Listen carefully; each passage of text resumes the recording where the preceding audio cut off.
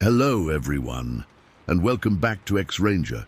Before we begin, I thought it would be interesting if each of you could leave a comment indicating which part of the world you're joining us from. Also, don't forget to like and subscribe if you're enjoying the episodes. Now let's get comfortable, relax, and start our program. The August heat pressed against my skin as I finished mucking out the last stall in the barn. Sweat trickled down my back, mixing with the dirt and grime from a long day of farm work. The sun hung low, bleeding orange across the western sky. I leaned the pitchfork against the worn wooden wall, my muscles aching from the day's labor. "Heading to the sauna, Ma," I called out as I passed the kitchen window where my mother stood washing dishes. "Don't stay out too late, Marcus," she replied, her voice carrying the same Finnish accent that colored most conversations in our part of Minnesota. "Your father wants an early start tomorrow." I nodded, grabbing a towel from the clothesline as I cut across our yard toward the dirt road that led to the back of our property. The familiar weight of silence settled around me as I walked, broken only by the crunch of gravel under my boots and the distant lowing of cattle from Old Man Peterson's farm across the way. Our land stretched out for 48 acres, mostly wooded with patches cleared for hay and grazing. The sauna sat tucked away near the stream that marked our property line, built by my grandfather when he'd first settled here after coming over from Finland. It was a simple structure, a changing room attached to the main sauna room with a wood-burning stove and stones for steam. Nothing fancy, but sacred in its own way. The path dipped down from the road, the sauna nestled in a small clearing with tall pines standing guard around it. Privacy was never a concern out here. Our nearest neighbor was over a mile away, and the sauna itself was positioned below road level, hidden from casual view. I gathered kindling and wood from the small pile stacked against the wall, stoking the fire in the stove. While waiting for it to heat up, I fetched water from the stream, filling the bucket we kept for creating steam. The familiar ritual calmed me after the long day. This was my time. No chores, no responsibilities, just the purifying heat, and then the cooling off that followed. Once the rocks glowed with heat, I stripped down in the changing room, hanging my clothes on the wooden pegs along the wall. The first blast of hot air hit me as I stepped into the sauna proper, the heat immediate and intense. I poured water over the stones, creating a surge of steam that filled the small room. The hiss and crackle as water hit hot rock was a sound I'd known all my life. I sat on the wooden bench, feeling the tension in my muscles begin to ease. At 19, farm work was nothing new to me, but it still took its toll. I'd been working alongside my father and brothers since I was old enough to carry a bucket. Now, in the summer of '76, I was taking on more responsibility, proving myself before heading to technical college in the fall. After 15 minutes in the heat, my skin flushed red and sweat pouring from every pore, I stepped outside into the cooling evening air. This was my favorite part, the contrast between intense heat and the relative cool of the outdoors. Following tradition, I sat naked on the small bench outside the sauna door, letting my overheated body return to normal temperature before going back in for another round. The woods around me had grown darker as the sun continued its descent. Birds called their evening songs, and insects buzzed in the tall grass beyond the cleared area. I closed my eyes, feeling the light breeze against my damp skin. That's when it hit me, a sensation so sudden and visceral, it made the hair on my arms stand up. I was being watched, not the casual observation of someone passing by, but the focused, intent stare of something fixated entirely on me. My eyes snapped open, scanning the tree line for movement. Nothing. Just the gentle sway of branches in the evening breeze. The feeling persisted, growing stronger until it became a physical weight pressing against my chest. I turned toward the sauna building, thinking maybe someone from my family had followed me down. That's when I saw it. Over the eave of the sauna roof, about 2 feet above the 6.5-foot edge, was a head and shoulders, dark, watching me. Relief rushed through me. "I see you," I called out, thinking it was my brother Tom playing one of his practical jokes. He was always trying to scare me, had been since we were kids. But as the words left my mouth, I realized my mistake. The figure didn't move like a person caught in a prank. It didn't laugh or call back. It just remained there, still and silent, continuing to stare. And it wasn't Tom. It wasn't anyone I knew. The head was massive, covered in what looked like dark hair or fur. Even in the fading light, I could make out broad shoulders below a thick neck. No human I knew stood that tall. The creature, because that's what my brain now registered it as, had to be at least 8 or 9 feet tall to peer over the sauna roof like that. My first thought was bear, but that made no sense. Bears don't stand that straight or still, and the shape was all wrong, too narrow at the shoulders for a bear on its hind legs, too tall, too deliberate in its watching. I sat frozen, suddenly acutely aware of my nakedness, my vulnerability. The creature and I locked in a silent stare-down that might have lasted seconds or minutes. Time seemed to stretch and warp around the impossibility of what I was seeing. Then it vanished, not gradually, not with any warning. One moment it was there, and the next it wasn't. The space above the eave empty, as if nothing had ever been there. My breath came back in a rush, and I nearly stood to run when movement caught my eye on the opposite side of the sauna. The same dark shape now peered over the other eave, having somehow moved silently from one side of the building to the other in mere seconds. This time I could see more of its face. Deep-set eyes reflecting the last light of day, a broad nose, a mouth set in what wasn't quite a snarl, but wasn't a neutral expression either. The hair, or fur, covered most of its features, but what I could see was undeniably not human, yet horrifyingly not fully animal either. It watched me with what I can only describe as intelligence. Not curiosity, not hunger, but awareness. Recognition, almost. Like it knew exactly what I was and was, making a decision about me. My heart hammered against my ribs so hard I thought it might bruise. Sweat that had nothing to do with the sauna heat broke out across my skin. I couldn't move, couldn't breathe, couldn't think beyond the primal realization that I was being hunted, assessed, considered. The creature blinked. I remember that detail with vivid clarity. And then, just as suddenly as the first time, it disappeared from view. This time, I didn't wait to see if it would reappear somewhere else. The spell of terror that had held me immobile broke, and I lunged for the changing room door, nearly ripping it off its hinges in my desperation. With trembling hands, I yanked my jeans on, not bothering with underwear. I pulled my t-shirt over my head inside out, shoved my feet into my boots without socks. The whole time, my ears strained for sounds from outside, footsteps, breathing, anything that would tell me where the creature was. There was nothing, just the normal sounds of the woods and the blood rushing in my ears.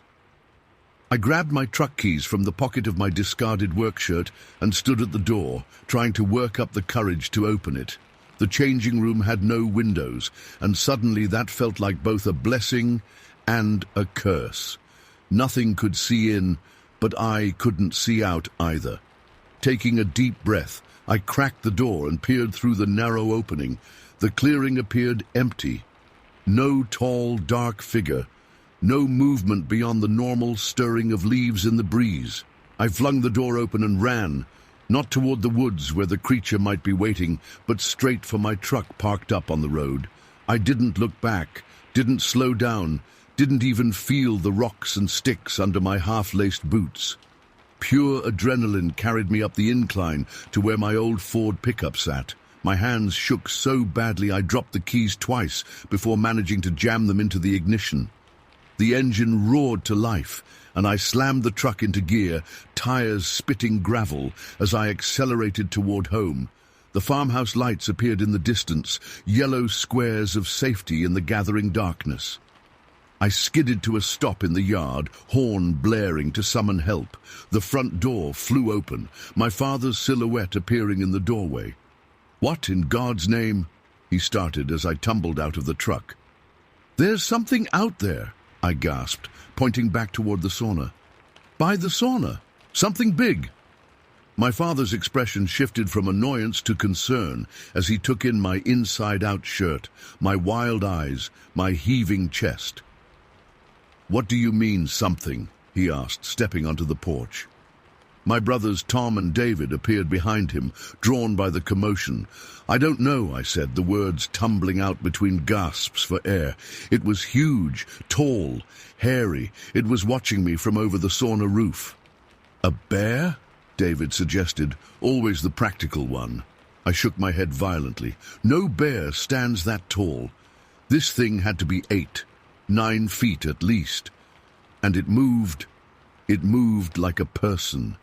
From one side of the sauna to the other, fast and silent." Tom smirked, starting to say something that was undoubtedly going to be a joke at my expense, but my father silenced him with a look.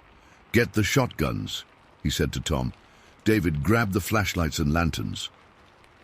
Within minutes, the 4 of us piled into my father's truck, each carrying a shotgun except for David, who had his deer rifle. The drive back to the sauna seemed to take forever and no time at all. We parked on the road, beaming the truck's headlights down toward the small building. "Stay together," my father ordered as we climbed out, weapons ready. We moved as a unit down the path, flashlight beams cutting through the now complete darkness. The sauna stood exactly as I'd left it. Door to the changing room hanging open, steam no longer rising from the chimney as the fire died inside. "Nothing here," Tom muttered after we'd circled the building twice, checking every shadow and possible hiding place. "Split up," my father said. "Search the perimeter. Stay within sight of each other. If you see anything at all, you fire a warning shot." We fanned out, keeping the sauna at our center as we pushed outward into the surrounding woods and meadow. The crickets had gone silent at our approach, the woods unnaturally quiet under our shuffling footsteps and the sweep of our lights. I moved toward the stream, my shotgun held ready, every nerve in my body tingling with alertness. Each shadow seemed to move, each tree trunk momentarily taking on the form of the creature in my frightened mind. "Over here!" David called out after about 10 minutes of searching. We converged on his position at the edge of the clearing, where the tall grass met the first line of trees. He was crouched down, examining the ground with his flashlight. "Look at this," he said as we gathered around. A large section of grass was flattened, pressed down in a way that suggested something heavy had either lain there or moved through it recently. The pattern extended several yards into the trees, where it became harder to track on the leaf-littered forest floor. My father knelt, running his hand over the flattened vegetation. "Something big came through here, that's for sure," he admitted, a note of concern creeping into his usually steady voice. "Told you," I said, relief flooding through me at this tangible proof that I hadn't imagined the whole thing. "Could still be a bear," Tom suggested, but there was no mockery in his tone now. David shook his head. "No tracks, though. Not clear ones anyway. The ground's too dry and hard here." We searched for another hour, finding nothing more except another patch of disturbed vegetation about 50 yards deeper into the woods. No footprints, no hair or fur caught on branches, no other sign of what had been watching me. Finally, my father called it off. "Whatever it was, it's gone now," he said, though he kept his shotgun ready as we made our way back to the truck. That night, I couldn't sleep. Every creak of the old farmhouse, every whisper of wind against the windows had me sitting upright, straining to hear if the sounds were natural or something else. Something coming for me. At breakfast the next morning, with sunlight streaming through the kitchen windows, making the whole incident seem distant and dreamlike, my father brought up something I'd forgotten in my terror. "Remember what Hank Jensen was talking about last month?" he asked, stirring sugar into his coffee. "About his school bus route?" Hank drove the school bus that serviced the farms and homes scattered across our rural area. He'd been doing it for as long as I could remember. "The tall shadow he saw crossing Timber Road?" David asked, looking up from his eggs. My father nodded. "Said he stopped the bus once because something big crossed right in front of him, then crashed off into the woods. Said it was dark-colored and moved on two legs, but faster than a man could run." A chill ran down my spine, despite the warm kitchen and hot coffee in my hands. "He thought he was seeing things," Tom added. "Everyone did." "Maybe he wasn't," my father said quietly, his eyes meeting mine across the table. The conversation moved on to the day's chores and tasks, but I couldn't shake the connection. Hank's sighting had been about 3 miles from our sauna on one of the gravel roads that wound through the timber stands and swampland. Over the next few weeks, I never went to the sauna alone again. Tom or David always came with me, though they gradually shifted from protective to teasing as time passed without further incident.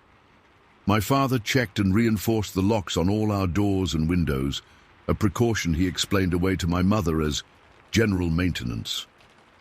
I started technical college that fall, moving into a dormitory in Duluth. The distance and the business of classes helped push the memory to the back of my mind, though I still tensed whenever I visited home and passed the path leading to the sauna.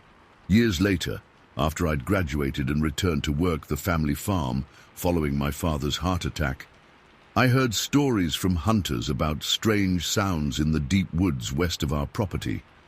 One claimed to have found a crude shelter of branches and uprooted saplings, too primitive for a human, but too deliberate for any animal he knew. Another spoke of feeling watched as he sat in his deer stand so intensely that he packed up and left before legal shooting hours ended. I never saw the creature again, never had another encounter like that August evening in 1976. But sometimes, when I'm out checking fence lines or bringing in hay from the far fields as dusk approaches, I feel a prickling on the back of my neck. A certainty that eyes are on me, and I wonder if it's still out there, moving silently through the woods and swamps, watching and waiting. For what? I don't know. I keep a shotgun in my truck now, and I never linger outdoors after dark if I can help it. Some might call it paranoia. I call it respect for the unknown. The forests of northern Minnesota are vast and largely untouched. There are places where humans rarely set foot, where old-growth timber has never seen an axe, where the same paths have been used by wildlife for centuries. It's not hard to imagine that something could exist in those shadows, something that has learned to avoid us, to watch us from a distance, something that on rare occasions comes close enough to be seen. Story 2. The helicopter blades thumped overhead as we descended into the dense California wilderness. I gripped my pack tighter, my knuckles white against the straps. 5 days of survival training had hardened us, but now the real test began. The chopper hovered 6 feet off the ground, and one by one we jumped. "Move out!" Sergeant Peters yelled over the whipping air as the helicopter pulled away. "My name is Miles Cooper. I'm a Marine from Nashville, Tennessee, and before enlisting in 2016, the closest I'd come to wilderness survival was a weekend camping trip at my uncle's farm. The military changed that. Now I found myself deep in Mono County, California, at the Mountain Warfare Training Center near Bridgeport, ready to put our skills to the test against teams from around the world. Our 12-man platoon hit the ground running, fanning out into the forest. We had to evade capture by our instructors for the next 72 hours. Our competition included elite forces from the UK, Poland, and Mexico. "I heard the Brits are bringing their A-game," David whispered as we pushed through dense underbrush. David Chen had been my buddy since basic. Unlike me, he grew up hunting in rural Missouri. He navigated these woods like he was born to them. "Let 'em try," I replied. Though my confidence was mostly bluster, the UK Special Boat Service had a reputation that preceded them. The first night passed uneventfully. We made camp in a tight ravine, posting lookouts in 2-hour shifts. I barely slept, the hard ground digging into my back, the mountain air cold against my face. By the second day, word came through the radio that 8 of the 10 teams had been captured. Only we and one of the UK teams remained. "We're doing good, boys," Sergeant Peters grinned, his weathered face showing rare approval. "Let's keep it that way." We moved higher into the mountains, seeking advantage. The terrain grew steeper, the air thinner. My lungs burned with each step, my muscles screamed. Nashville didn't prepare me for this kind of elevation. "You good, Cooper?" Rodriguez asked, noticing my labored breathing. "Never better," I lied, pushing forward. The climb took 4 grueling hours. By the time we reached the summit, the sun hung low in the sky. Sweat soaked my uniform despite the cold mountain air. We paused to catch our breath and survey our surroundings. "I think we should head down the north face," Sergeant Peters decided after consulting with Lieutenant Baker. "We'll set up an ambush position for the night." No one argued. We began our descent, picking our way carefully down the rocky slope. The strain of climbing had been replaced by the careful concentration of not losing footing on loose rock. That's when Martinez spotted it. "Look," he hissed, pointing to a clearing about 50 yards ahead. "I think that's one of the instructors." We froze, squinting at the figure partially obscured by trees. It appeared to be someone in a ghillie suit, the camouflage outfit instructors wore to blend into the environment. We'd been caught. Rodriguez shrugged. "Well, shit, good run at least." Johnson, always the brash one, cupped his hands around his mouth. "Hey, we see you there." The figure stood up. Even now, 3 years later, I struggle to describe what happened next without sounding crazy. The instructor rose to a height that no human could reach. 7, maybe 8 feet tall, broad shoulders, massive arms covered in dark hair. It turned to look at us. 5 seconds. That's how long it stared. 5 seconds that changed everything I thought I knew about the world. Then it moved. It didn't just run. It trotted, with a fluid, powerful gait that ate up the ground, straight up the mountain face we'd just spent 4 hours struggling over. Within minutes, 5 at most, it had covered the entire ascent and disappeared over the ridge. The silence that followed was absolute. 12 trained Marines, standing motionless, weapons hanging useless at our sides. Gomez, one of the Mexican Marines attached to our unit, finally broke the silence with a nervous laugh. "I didn't know you guys had monkeys here," he said, his accent thicker than usual. No one laughed.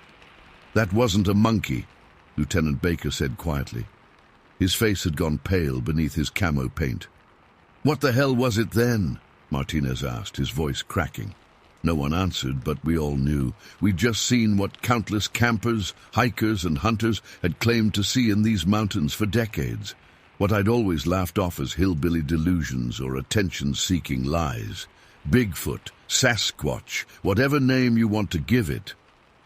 "We need to move," Sergeant Peters finally said, his usual commanding tone subdued. "We've got a mission to complete." We continued down the mountain in silence, each step mechanical. My mind raced, replaying those 5 seconds over and over, the way it moved, the impossible speed and strength, the intelligence in its eyes when it looked at us, because it did look at us, directly, with awareness and purpose. Night fell, and we set up our ambush position as planned. The training exercise continued. We were professionals, after all. But something had changed fundamentally within our unit. "Hey!" David whispered as we lay in our positions, waiting for the UK team or the instructors to pass through. "You saw that, right? I'm not crazy?" "I saw it," I confirmed, my voice barely audible. "You think anyone would believe us if we reported it?" I considered this. "Would you have believed it before today?" David's silence was answer enough. The rest of the night stretched endlessly. Sleep was impossible. Every crack of a twig, every rustle of leaves sent my heart racing. The creature we'd seen hadn't shown any aggression, but the raw power in its movement suggested it could tear through our entire unit if it wanted to. We wouldn't stand a chance, I whispered to myself, not even with live rounds.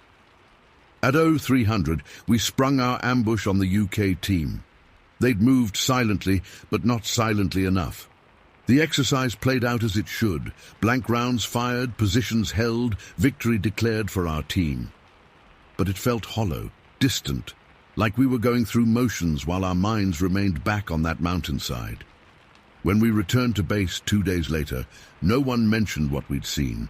Not to the other teams, not to the commanding officers, not even much among ourselves. Only David and I occasionally referenced it, and always when we were alone. "You think it lives up there year-round?" he asked one night, months later when we were back stateside. "Don't know," I replied. "Seems cold in winter. Maybe it migrates." David stared into his beer. "Like birds." I nodded, as if this made perfect sense, as if we were discussing normal wildlife behavior and not a creature that wasn't supposed to exist. Time passed. We deployed twice. Afghanistan, Iraq, real combat with real stakes. Yet sometimes, in quiet moments, that 5-second encounter loomed larger in my memory than firefights that had lasted hours. 3 years later, I still haven't told my family. Not my mom back in Nashville, who'd probably worry about my mental health. Not my dad, who'd likely laugh it off. Not my girlfriend, who I met after the incident and who thinks Bigfoot is just a silly tabloid story. How do you tell someone you saw something impossible? That your entire worldview shifted in 5 seconds on a California mountainside? I've researched it since then. Online forums, eyewitness accounts, scientific debates. Some match what we saw, many don't. The internet is full of hoaxes and exaggerations, but I know what 12 trained Marines witnessed that day. Last month, David called me. He's stationed in North Carolina now. I'm in Texas. "You heard about that hiker in Oregon?" he asked without preamble. "No, what about him?" "Claims he saw one. Same description, same movement. Up a steep incline like it was nothing." I felt my pulse quicken. "They believe him?" David snorted. "What do you think?" We fell silent, sharing an understanding thousands of miles apart. "You ever going to tell anyone?" he finally asked. I thought about it, about the reactions I'd face, the disbelief, the concern, the ridicule. "No," I decided. "Would you have believed it if you hadn't seen it yourself?" "Not a chance," David admitted. And that's the thing. Before that day, I'd have been the first to mock Bigfoot believers. I'd have dismissed them as attention seekers or delusional backwoods storytellers. I grew up in Nashville, not some rural outpost where tall tales substitute for entertainment. I considered myself too educated, too rational for such nonsense. Now I'm one of them, a believer, not because I want to be, but because I saw something with my own eyes that I cannot explain away. Sometimes I wonder if that creature is still there, moving through the mountains of Mono County, if it watches the training exercises from a distance, observing us as we observed it, briefly, before it demonstrated just how outclassed we were in that environment. I wonder if other military units have seen it over the years during training at that facility, if there's some unspoken agreement to keep such sightings quiet, if somewhere in a classified file there's documentation of what we saw, or maybe we're just 12 more unverified witnesses, our account destined to become another disputed story on some cryptozoology website. What I do know is this. I joined the Marines thinking I understood the world and its boundaries. I believed in what I could touch, what science could explain, what history had documented. I dismissed the rest as imagination or lies. Now I'm 23 years old with 2 deployments behind me, trained in warfare and survival, and I find myself uncertain about the most basic assumptions of our existence. If that creature is real, and it is, I saw it, what else might be out there, moving just beyond the edge of our awareness? Last week I was back home visiting my parents in Nashville. My dad suggested we go fishing at a lake, about 2 hours outside the city. Pretty remote, he said. Lots of woods around it. I hesitated, something I wouldn't have done before. What's wrong? He asked. Thought you'd like some peace and quiet after all that military hustle. Nothing, I said, grabbing my gear. Let's go. We spent the day on the lake. As dusk approached, I found myself scanning the tree line, my eyes drawn to shadows between pines, to movements that were probably just branches swaying in the wind. You seem jumpy, my dad observed as we packed up. They teach you to be that way in the Marines. I shrugged. Just being alert. He nodded, accepting this explanation. As we walked back to the truck, I heard a crack from deep in the woods, just a fallen branch most likely. But I stopped, turned, and stared into the gathering darkness. Miles? My dad called from ahead. Coming, I replied, but I stood a moment longer wondering. Before Bridgeport, I'd have thought nothing of that sound. Now, I listen differently. I see differently, not out of fear, but awareness.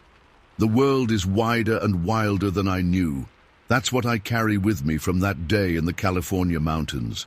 Not just the memory of what we saw, but the knowledge that comes with it. Certainty is an illusion. The maps of our understanding have blank spaces still, marked only with the warning that here, perhaps, there be monsters. Or not monsters. Just creatures that have managed somehow to exist alongside us while remaining largely unseen. Creatures that can climb a mountain in minutes that took 12 fit Marines 4 hours to ascend. Creatures that have the wisdom to turn away rather than engage. If that makes me sound crazy, so be it. I know what I saw. David knows. 10 other Marines know. And maybe somewhere in those California mountains, it knows too. Trees. Story 3. I jerked awake to the distant boom of thunder. My bedroom window lit up with a flash of lightning, brightening the darkness just long enough for me to see the digital clock on my nightstand. 1:28 a.m. I sat upright in bed, my heart already racing. The thunder was still a ways off, maybe 15 miles to the north, but moving our way.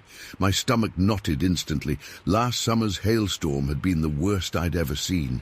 Baseball-sized chunks of ice had smashed through 2 windows in our living room before Dad could get the storm shutters closed.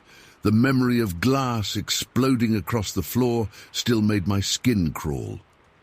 Mum said I'd developed a healthy respect for prairie storms, but that was just her nice way of saying I was scared to death of them.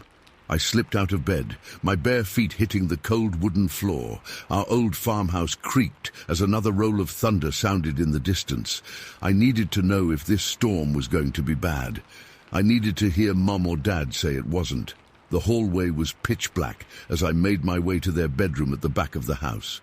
Their door was cracked open, and I could hear Dad's soft snoring. I pushed it open wider and padded across their room to the side of their bed. "Mom," I whispered, putting my hand on her shoulder. She didn't stir. "Mom," I tried again a little louder. That's when I heard it. A soft, crunching sound, like someone walking through dry leaves. It came from outside their open window, which overlooked the back of our property. I froze with my hand still on Mum's shoulder. The crunching continued, steady, deliberate steps moving across the ground just beyond the window. It had to be one of our dogs. We had 3 of them. Buck, a German shepherd, Daisy, a blue heeler, and old Rufus, a mutt we'd had since before I was born. They usually slept on the covered back porch, but would patrol the yard sometimes, especially during storms. I moved to the window, my curiosity stronger than my fear of the coming storm. The moon was nearly full that night, and though clouds were building in the northern sky, I could still see the yard clearly. The 20 yards of open grass that ran from our house to the edge of the creek bottom, where the land dropped away into dense woods. The crunching sound continued, but I didn't see any of our dogs.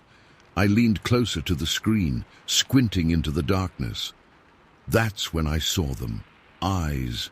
2 glowing orange-red eyes staring directly at me from about 15 feet away. They weren't reflecting light like animals' eyes do. They were actually glowing like 2 burning coals, and they had vertical slits for pupils, like a cat's, but much larger. The eyes were level with our window, our first-floor window that sat 5 feet off the ground. I couldn't move, couldn't breathe, couldn't scream. The eyes just stared at me, unblinking, as the crunching footsteps continued. Whatever it was walking while looking right at me. I couldn't see a body, just those eyes floating in the darkness. No outline, no shape, nothing, just eyes and the sound of footsteps. After what felt like forever, but was probably only a few seconds, the eyes turned away. I watched as they moved toward the edge of the creek bottom, then disappeared down into the woods. I finally found my voice. "Mom! Dad!" I shook both of them now, no longer whispering. "Wake up!" Dad groaned and rolled over. "Logan, what is it, buddy?" "There's something outside." My voice cracked. "I saw its eyes." Mom sat up, rubbing her face. "What time is it?" "It's late," Dad mumbled. "Logan, it's probably just a cow that wandered up from the river pasture." "It wasn't a cow," I insisted. "Its eyes were glowing orange, with slits, and it was tall, taller than a cow." Mom reached out and smoothed my hair. "Maybe it was a deer, honey, or a coyote. Their eyes can look strange when they reflect light." "I know what animal eyes look like in the dark," I said, my frustration building. "These weren't reflecting, they were glowing, and they were up high like a really tall person." Dad sighed and sat up. "Where were the dogs? Were they barking?" That stopped me cold. The dogs. They should have been raising hell if anything strange was on our property. Buck especially would go crazy if even a raccoon came into the yard. But there hadn't been a single bark. "The dogs were quiet," I said, my voice smaller now. "See? If there was something dangerous out there, the dogs would be going nuts." Dad lay back down. "It was probably just a deer or something. Go back to bed, buddy. You've got school tomorrow." "But the storm, it's still far off," Mum said, yawning. "It might not even hit us, but if it gets bad, you can come back in, okay?" I knew they weren't going to believe me. I nodded and headed back to my room, but I didn't sleep. I sat by my window, watching the storm build to the north and listening for any sounds from the yard. The dogs remained silent all night. Too silent. When the first light of dawn finally broke, I was already dressed. I slipped out the back door and headed straight for the spot where I'd seen the eyes.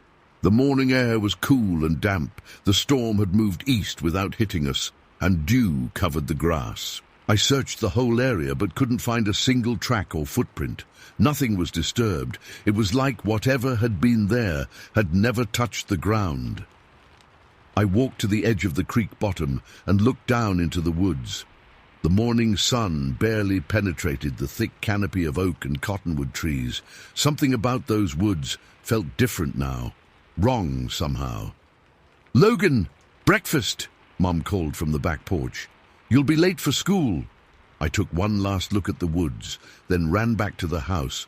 At breakfast, I tried again to tell them what I'd seen. "It was at least 6 feet tall," I explained, measuring with my hand well above my head. "Maybe even 7 feet. Dad lowered his newspaper. "Son, there are no 7-foot animals wandering around our property." "It wasn't an animal," I insisted.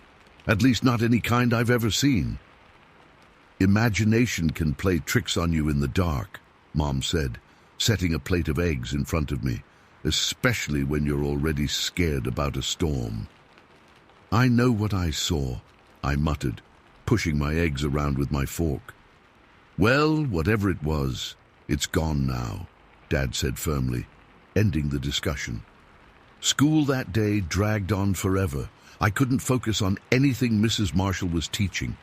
My mind kept going back to those eyes, those burning, slitted eyes that had stared right into me. None of it made sense.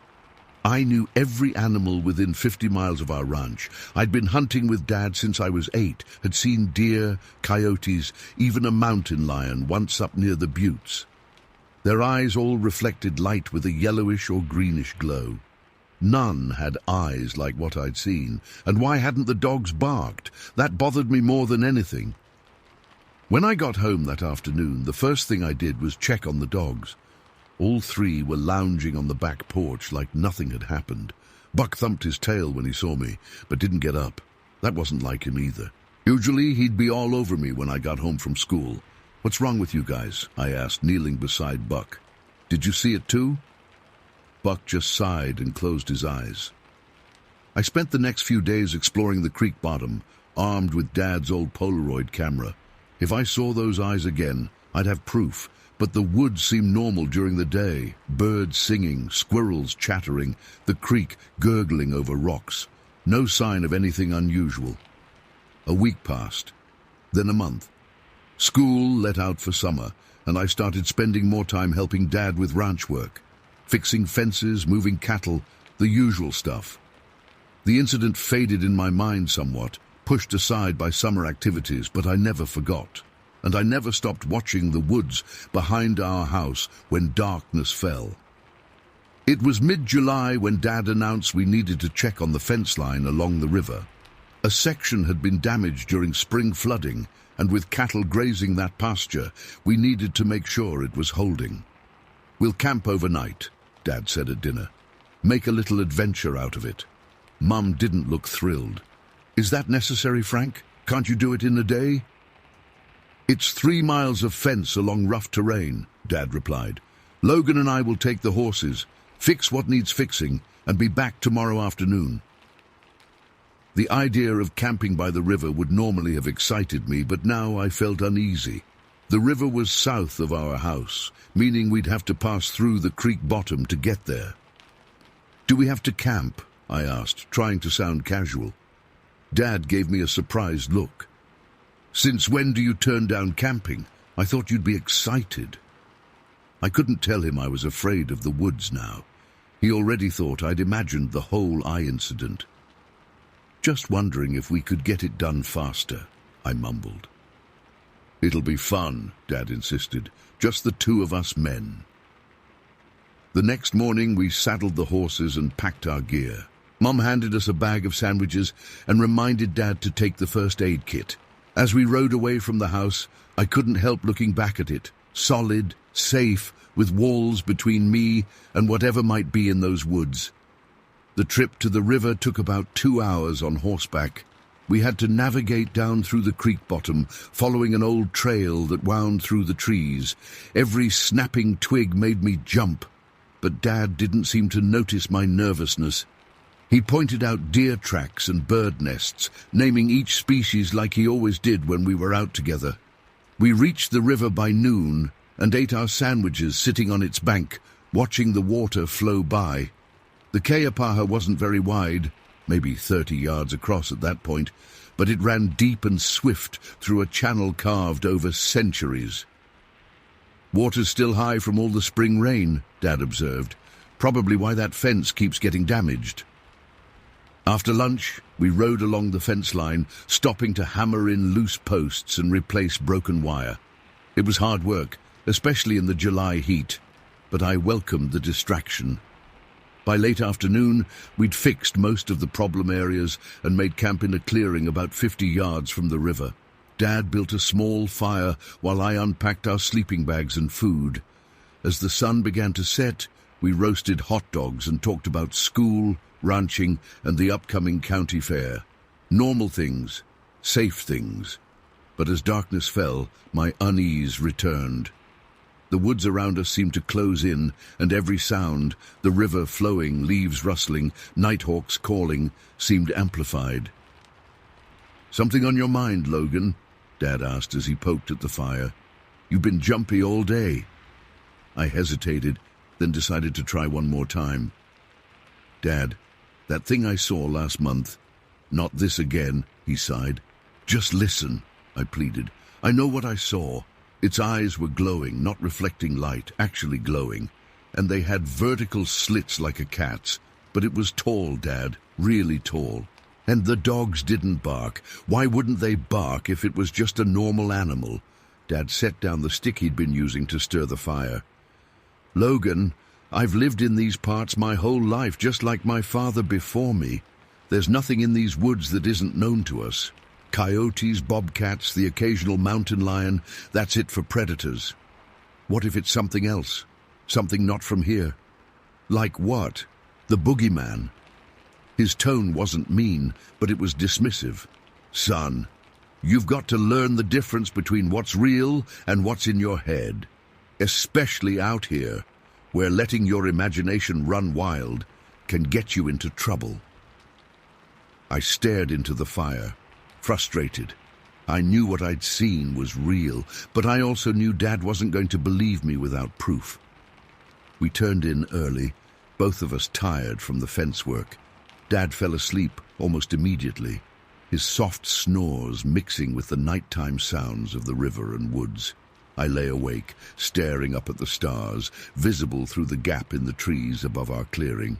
It must have been around midnight when I heard it. A soft crunching sound, just like before. Leaves being stepped on, branches occasionally snapping. Something was moving through the woods, circling our campsite. I sat up slowly, careful not to make noise. Dad was still asleep. The fire had burned down to embers, giving off just enough light to see the immediate area around us. Beyond that was darkness. The crunching continued, moving around us in a wide circle. I reached over and shook Dad's shoulder. Dad, I whispered. Wake up. He groaned but didn't wake. Dad, I hissed louder now. The crunching stopped. Whatever was out there had heard me. Dad finally stirred. What is it? Listen, I whispered. We both went still. For several seconds there was nothing but the sound of the river and the light breeze in the trees. Then it started again, the unmistakable sound of something large moving through the underbrush, now coming closer. Dad sat up, fully awake now. Probably a deer, he said, but I could hear the uncertainty in his voice. He reached for the flashlight beside his sleeping bag and flicked it on, sweeping the beam toward the sound. For an instant, just a split second, the light caught a pair of glowing orange-red eyes about 30 yards away. Then they were gone. Dad had seen them too. I knew because he went completely rigid, the flashlight beam frozen where the eyes had been. Did you see that? I whispered. He nodded slowly. Stay here, he said, reaching for his rifle. Dad, no! I grabbed his arm. Don't go out there. He hesitated, then lowered the rifle. You're right. Let's just keep the fire going till morning. He built the fire back up until it was blazing, throwing light in a 20-foot circle around us. We sat back to back, Dad with his rifle across his lap, me with the flashlight, both of us scanning the darkness beyond the firelight. We heard the crunching a few more times throughout the night, always just beyond the reach of our light, but we never saw the eyes again. When dawn finally broke, Dad looked exhausted, but determined. Let's pack up and head home, he said, his voice rough from lack of sleep. What was it? I asked as we rolled our sleeping bags. I don't know, he admitted, but I aim to find out. We rode back in silence, both of us watching the woods carefully. The morning light made everything seem normal again, but I knew, and now Dad knew too, that something was out there, something that shouldn't be. When we got home, Dad told Mum what we'd experienced. I expected her to dismiss it like they had before, but seeing Dad so shaken seemed to convince her. What are we going to do? She asked. For now, nothing, Dad replied.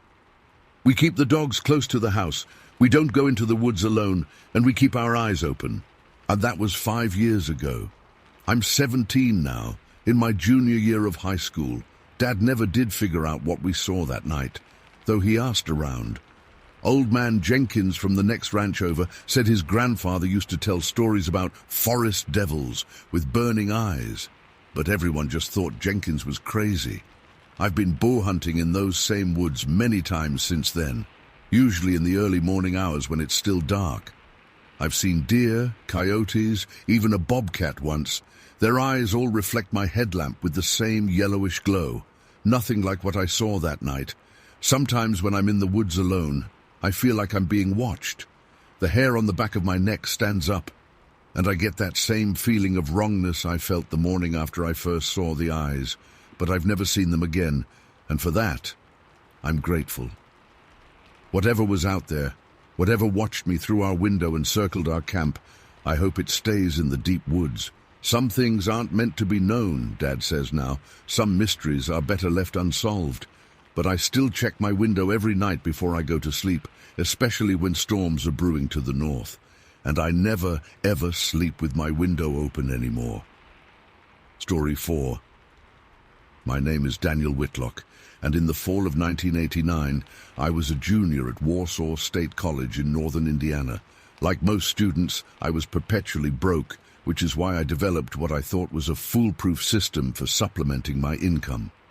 I'd discovered patches of wild marijuana growing near the electrical towers along US Highway 30, just outside Warsaw city limits. It wasn't a sophisticated operation. I'd park my beat-up Chevy Nova at different locations, always miles from my target site. Then I'd unload my BMX bike, ride to the towers, and harvest what I could find. I only went at night, kept my headlamp off until absolutely necessary, and always approached through adjacent cornfields to avoid being spotted from the road.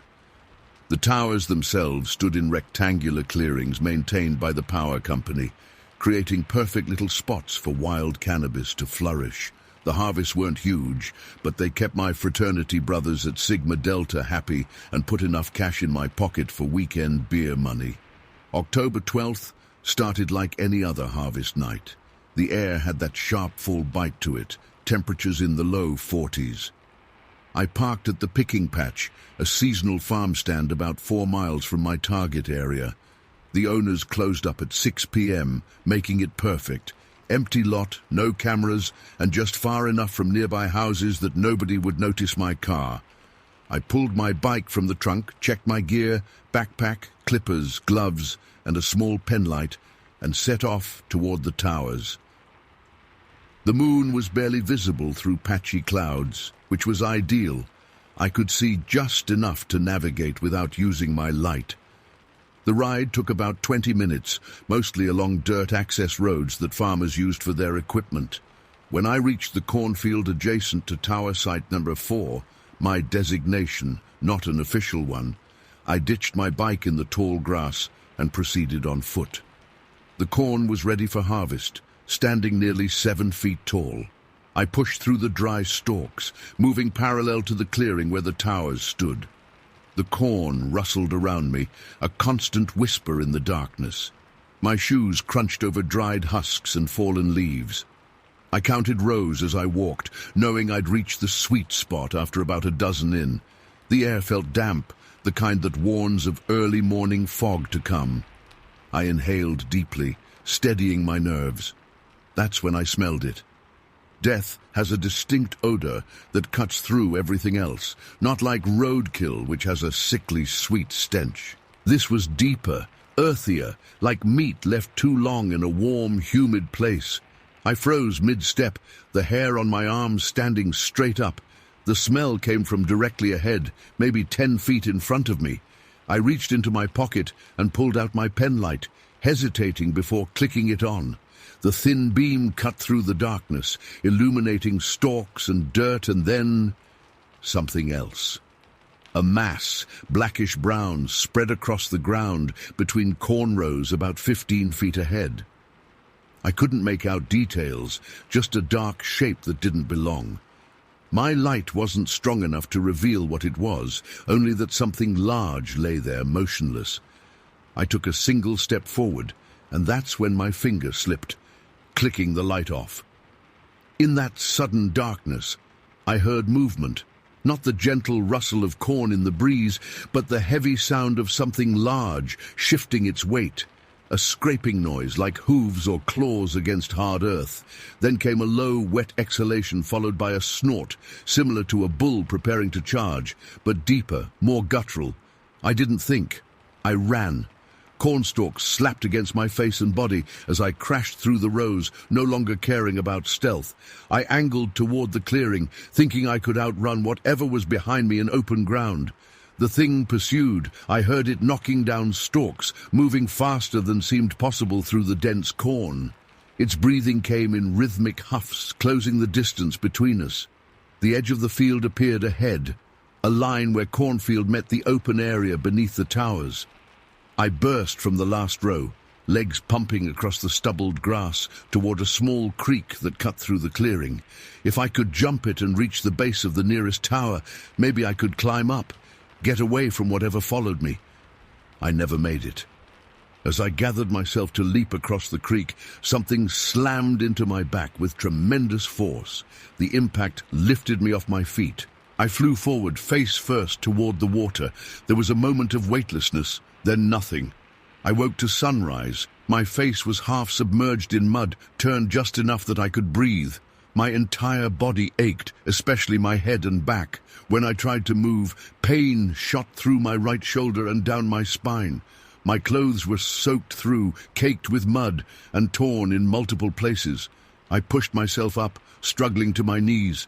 The world spun. I vomited once, then again, throat burning with bile. After the dizziness subsided, I looked around. I was in the small creek bed, pushed deep enough into the mud that there was a body-shaped impression where I'd lain. The morning sun cast long shadows from the electrical towers overhead. No sign of whatever had chased me. I checked myself for injuries, no broken bones, but my back was covered in deep bruises. A gash on my forehead had bled down my face and dried. My watch was gone, but judging by the sun's position, it was around 7:30 a.m. I staggered to my feet and looked for my backpack. Gone. I spotted my penlight half buried in the mud nearby. I pocketed it and started the painful walk back to where I'd hidden my bike. As I crossed the clearing, a yellow school bus rumbled down the access road about 50 yards away. Through the windows, I saw children's faces pressed against the glass, staring at me. A mud-covered, bloody stranger stumbling through a field at dawn. The bus slowed momentarily, then continued on. Perfect. Now there were witnesses who could identify me. I needed to get out of there. I found my bike where I'd left it and began the excruciating ride back to my car. Every bump sent spikes of pain through my body. My head throbbed. Twice I had to stop to throw up. I kept checking over my shoulder, convinced I was being followed, though I saw nothing. When I reached the picking patch, my car sat alone in the gravel lot. I shoved my bike into the trunk, slid behind the wheel, and drove straight back to campus. I avoided my fraternity house, sneaking instead into the dorm room of my friend Mike. He helped clean me up, dressed my head wound, and listened to my garbled account of what happened. "Sounds like you got jumped by a buck, man," he said, pressing an ice pack to my back. "It's rutting season. Those bastards get aggressive this time of year." "It wasn't a deer," I insisted. "It was bigger, heavier." "What then? A bear?" "There aren't any bears around here." I couldn't answer. I didn't know. For the next 5 days I stayed in my room, missing classes and making excuses about a bad flu. The bruises on my back formed a distinct pattern, 4 large ovals, running diagonally across my spine. Mike photographed them with his Polaroid camera, saying they looked like hoof prints, but larger than any deer he'd ever hunted. By Friday night, my fraternity brothers were pressuring me to go back. We were low on supplies, and they insisted my deer encounter was just bad luck. "Lightning doesn't strike twice," said Tanner, our chapter president. "Besides, you're approaching from the wrong direction. Go through the clearing, not the corn." "I'm not going back there," I said. "You've been doing this for months without problems," Mike argued. "One bad night and you're giving up? That's prime product going to waste." They wore me down. Maybe it had been a deer. Maybe I'd panicked in the dark and blown things out of proportion. By Saturday night, I found myself parking at a different location, the abandoned Westinghouse factory lot, further from the towers, but less visible from the highway. I took Mike's advice and approached along the power line clearing rather than through the corn. The night was clearer than before, with a quarter moon providing enough light to navigate without my penlight. I kept to the shadows of the towers, scanning constantly for movement. I'd made it within 100 yards of Tower Number 4 when I heard it, a short electronic squelch, radio static. I dropped to a crouch and looked up. About 40 feet up the nearest tower, a dark figure sat on one of the maintenance platforms. The moonlight glinted off something in his hands, binoculars or a radio. As I watched, he raised it to his mouth. "He's moving north along the clearing," a voice said, just loud enough for me to hear. "Intercept at point 3. I bolted. Not toward the corn this time, but parallel to the towers, heading for the bicycle I'd hidden in a drainage ditch. I made it perhaps 50 yards before flashlight beams cut through the darkness ahead of me. 2, then 3 figures materialized from the direction of the access road. I veered hard right, toward the corn, but more lights appeared there. They had me surrounded. I changed direction again, doubling back toward the creek where I'd been attacked. Maybe I could follow it, use the lower ground to escape. I never got the chance. Something hit me from behind. Not an animal this time, but a person. We both went down hard. I struggled, but the man was heavier, pinning me face down in the grass. "Stay down," he ordered, pressing something cold and metallic against my neck. "State police, don't move!" More footsteps approached. Flashlights blinded me as the officer pulled my arms behind my back and zip-tied my wrists. He yanked me to my feet, and I found myself surrounded by men in various uniforms, state police, county sheriff, and others in dark windbreakers with no insignia. A tall trooper approached, his face hard in the flashlight glow. "Found his car at the Westinghouse lot," he said to the others. "Bike's in the drainage ditch by Tower 2. He turned to me. "Daniel Whitlock, you're trespassing on private property." I said nothing, my heart hammering against my ribs. "Get him in the car," the trooper ordered. "We'll talk at the site." They marched me to a patrol car parked on the access road and put me in the back seat.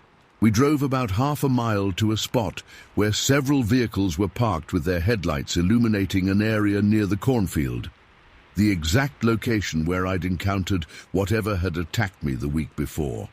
The trooper pulled me from the car and walked me toward a group of men gathered in a circle. They parted as we approached, revealing the small creek bed where I'd woken up last week. The mud had dried, but the impression of my body remained visible, a shallow depression shaped like a man. The trooper pushed me forward. "This look familiar?" I nodded, unable to form words. "Sit down," he said, pushing me until I was sitting precisely in the impression my body had made before. "Right where we found you last week." "You found me?" I asked, finding my voice. But I woke up alone. "We responded to a call about a trespasser. By the time units arrived, you were gone. School bus driver reported a man covered in blood and mud. We found this." He held up my missing backpack, along with some interesting tracks. The men had established a perimeter around the area with yellow tape. I could see now that a large section of corn had been pushed down or removed entirely. Portable lights on stands illuminated the scene. Men in white coveralls moved methodically through the flattened area, taking photographs and collecting samples. "What did you see out here, Daniel?" the trooper asked, squatting down to my level. "Nothing," I lied. "I think a deer knocked me down." "Deer," he repeated flatly. "That what did this to the corn? That what left those tracks?" I looked where he pointed. In one of the portable lights' glare, I could make out what looked like plaster casts of footprints laid out on a tarp. From my distance, they appeared large and oddly shaped. "I didn't see anything," I insisted. It was dark. Another man approached, older, in a civilian coat rather than a uniform. He whispered something to the trooper, who nodded and turned back to me. "You were out here harvesting weed from under the towers," he said. It wasn't a question. "That's a misdemeanor? Trespassing, possession, nothing that'll ruin your life." He paused. "But obstruction of a federal investigation, that's serious time." "Federal?" I repeated. The trooper leaned closer. "What knocked you down, Daniel? What pushed you into this mud? What was in that corn? I told you I didn't see." "Bullshit." He grabbed my shoulder, fingers digging into a bruise. "We've got 4 square acres of flattened corn. We've got tracks that no wildlife expert can identify. We've got your blood, your gear, and we've got you, coming back to the exact same spot a week later. Now tell me what you saw." I shook my head. "I didn't see anything. I got knocked down, hit my head. When I woke up, I left." They questioned me for another hour, rotating different people who asked the same questions in different ways. I stuck to my story. I saw nothing, heard nothing specific, couldn't identify what hit me. Eventually, the trooper seemed to accept he'd get nothing more from me. He walked me back to his patrol car and drove me to the Westinghouse lot where my Nova was parked. My bike was already there, leaning against the car. He handed me my backpack. "You're free to go," he said. "No charges this time. But don't come back here. This area is now restricted as part of an ongoing investigation." I took my backpack and nodded, relieved to be escaping without arrest. As I opened my car door, the trooper asked one final question. "What happened to you out there, son? Really?" I looked at him, saw genuine concern beneath the hard exterior. For a moment, I considered telling him everything. The smell, the dark mass, the inhuman sounds. But what would it change? They were already investigating. They had more resources, more knowledge than I did. "I don't really know," I answered honestly. He studied me for a long moment, then nodded. "Drive safe, Daniel. Stay out of cornfields at night." I did. I never went back to those towers, never harvested there again. I graduated the following year and moved to Michigan for a job.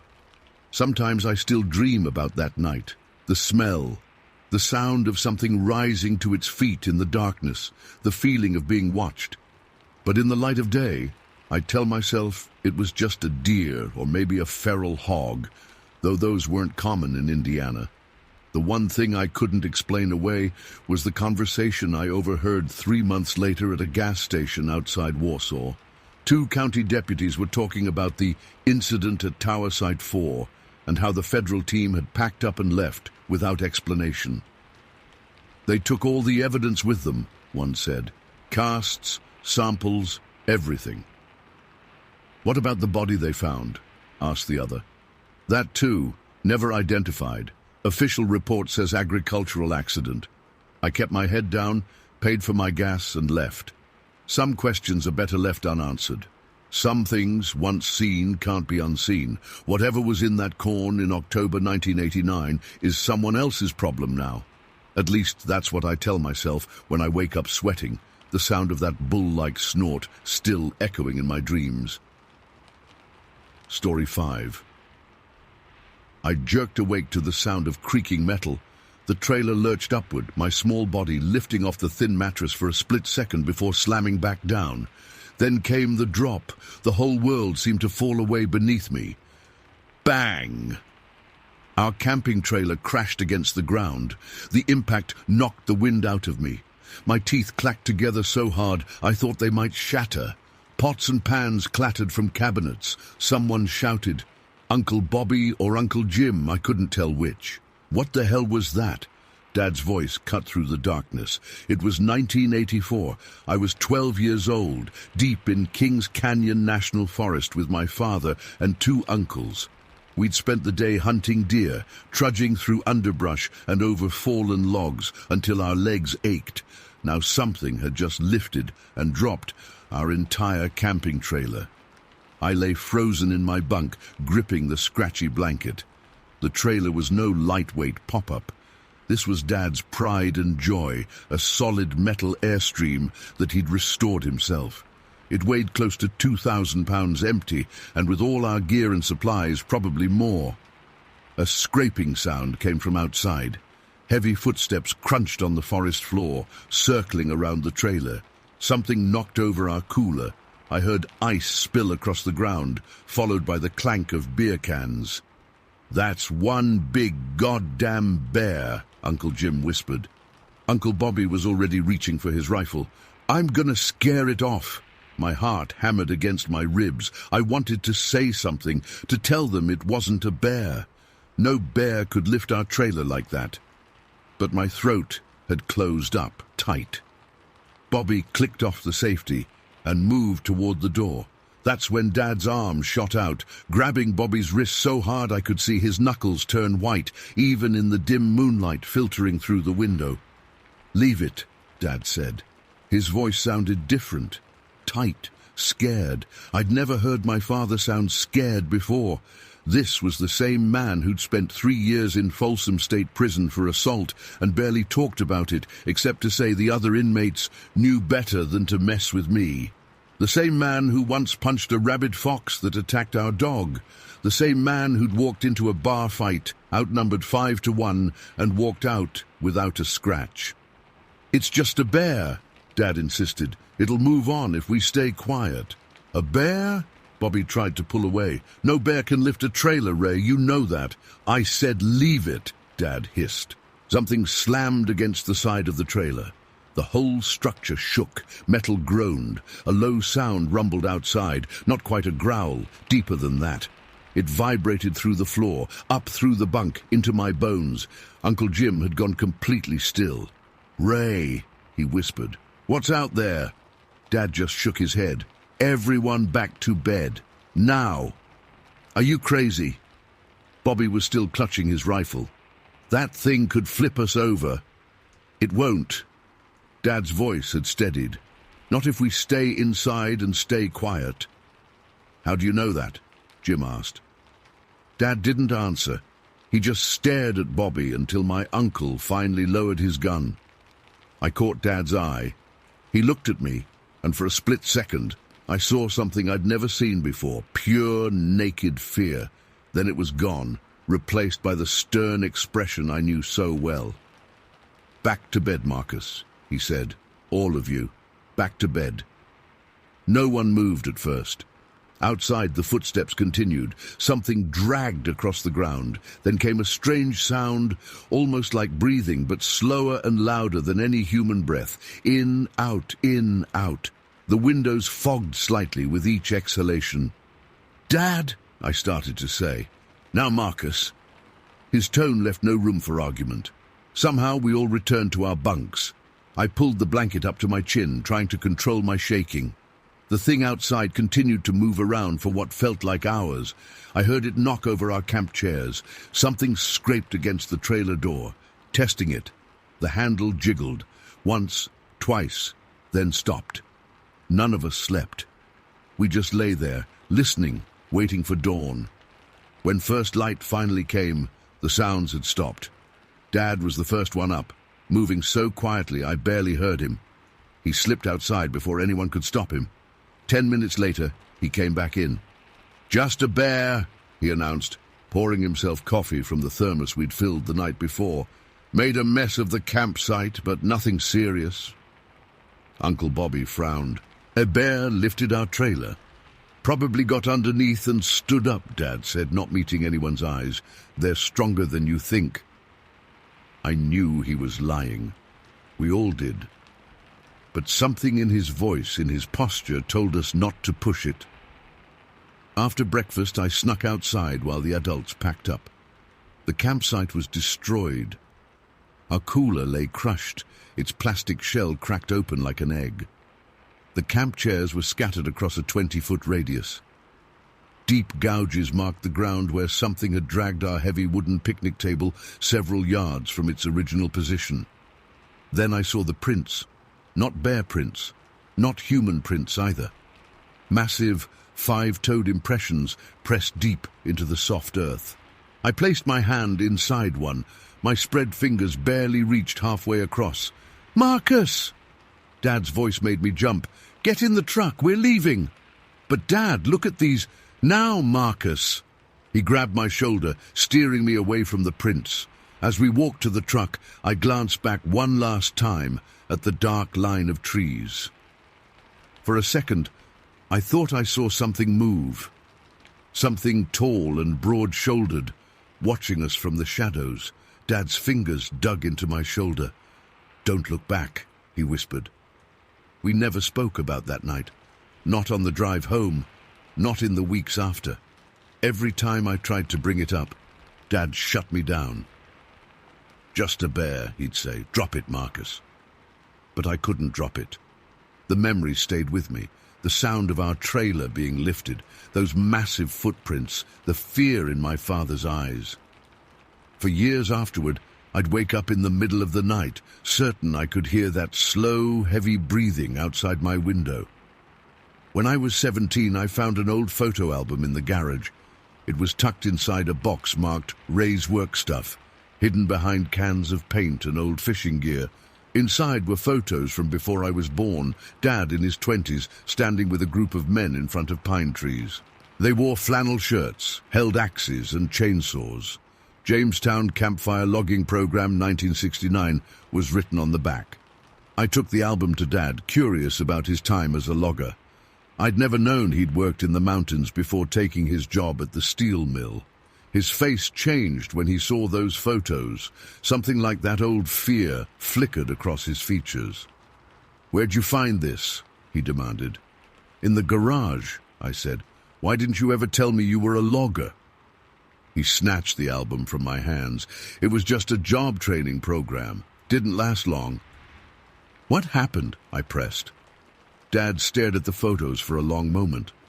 Then he closed the album and walked away. "Some things are better left in the past," he said over his shoulder. That night, I overheard him and Mom arguing in their bedroom. "He's old enough to know," Mom said. "No one's old enough to know," Dad replied. "Best thing I ever did was get you and him out of those mountains." "Ray, it's been 20 years. Don't you think—" "I don't think about it, and neither should you." The door opened, and I ducked around the corner. Dad stormed out of the bedroom, grabbed his keys, and left the house. He didn't come back until morning. I never found that photo album again. Dad must have hidden it somewhere else, or maybe he burned it. But the connection was clear to me now. Whatever had lifted our trailer that night in Kings Canyon was the same thing he'd encountered back in Jamestown 15 years earlier. 2 more years passed. I graduated high school, started community college. Dad and I grew distant. There was always that unspoken thing between us. That night we never discussed. Then came the day I found him on the back porch, staring at a newspaper. He'd circled an article, "Hikers report Bigfoot sighting in Kings Canyon." When he saw me looking, he quickly folded the paper, but not before I noticed the stack of similar clippings beside him. "You've been collecting these," I said. It wasn't a question. Dad said nothing. "It wasn't a bear that night, was it?" I finally asked. "In Kings Canyon, when I was 12. He looked up at me, his face weathered, eyes tired. For a moment I thought he might finally talk about it. Then he stood up, gathering his clippings. "Some things should stay in the woods, Marcus," he said. "Some things aren't meant to live in our world." He walked inside, ending the conversation like he always did. But I knew what we'd encountered that night, and I knew my father had met it before, back when he was a young logger in Jamestown. That's why he'd stopped Uncle Bobby from going outside. That's why he'd made us stay in the trailer until dawn. He knew what was out there, and he knew what it could do. Years later, after Dad died, heart attack at 59, his body worn out from years at the mill, I found a journal hidden inside his work boots in the closet. The pages were filled with detailed accounts of sightings, newspaper clippings, hand-drawn maps with locations marked in red. And there, in the back, was a single entry, dated June 12th, 1969. "Third night at camp. Joey and Dan think I'm crazy. Told them I saw someone watching us from the trees yesterday. Not someone. Something. 8 feet tall at least, covered in dark hair. It stood on 2 legs but moved like no man I've ever seen. Followed us back to camp. Lifted our equipment shed clear off the ground looking for food. Foreman says they've lost 3 men in these woods over the years. Says they just wandered off. I don't think so. I think it took them. I think it's been watching us, learning our patterns. I'm leaving tomorrow, program or no program. Some things aren't worth the paycheck. The next page had been torn out, but taped to the inside back cover was a grainy black and white photo, tall pine trees, morning mist, and at the edge of the frame, partially obscured by foliage, a large, dark shape standing upright. On the back of the photo, Dad had written a single word, watching. I still have that photo, and sometimes, on dark nights when the wind moves through the trees outside my window, I think about that night in Kings Canyon. I think about our trailer being lifted into the air by something strong enough to toss 2,000 pounds like it was nothing. I think about those massive footprints in the soft earth, and I wonder if it's still out there watching from the trees, waiting for someone else to venture too deep into its territory. Dad knew. He'd encountered it before. That's why he collected those newspaper clippings.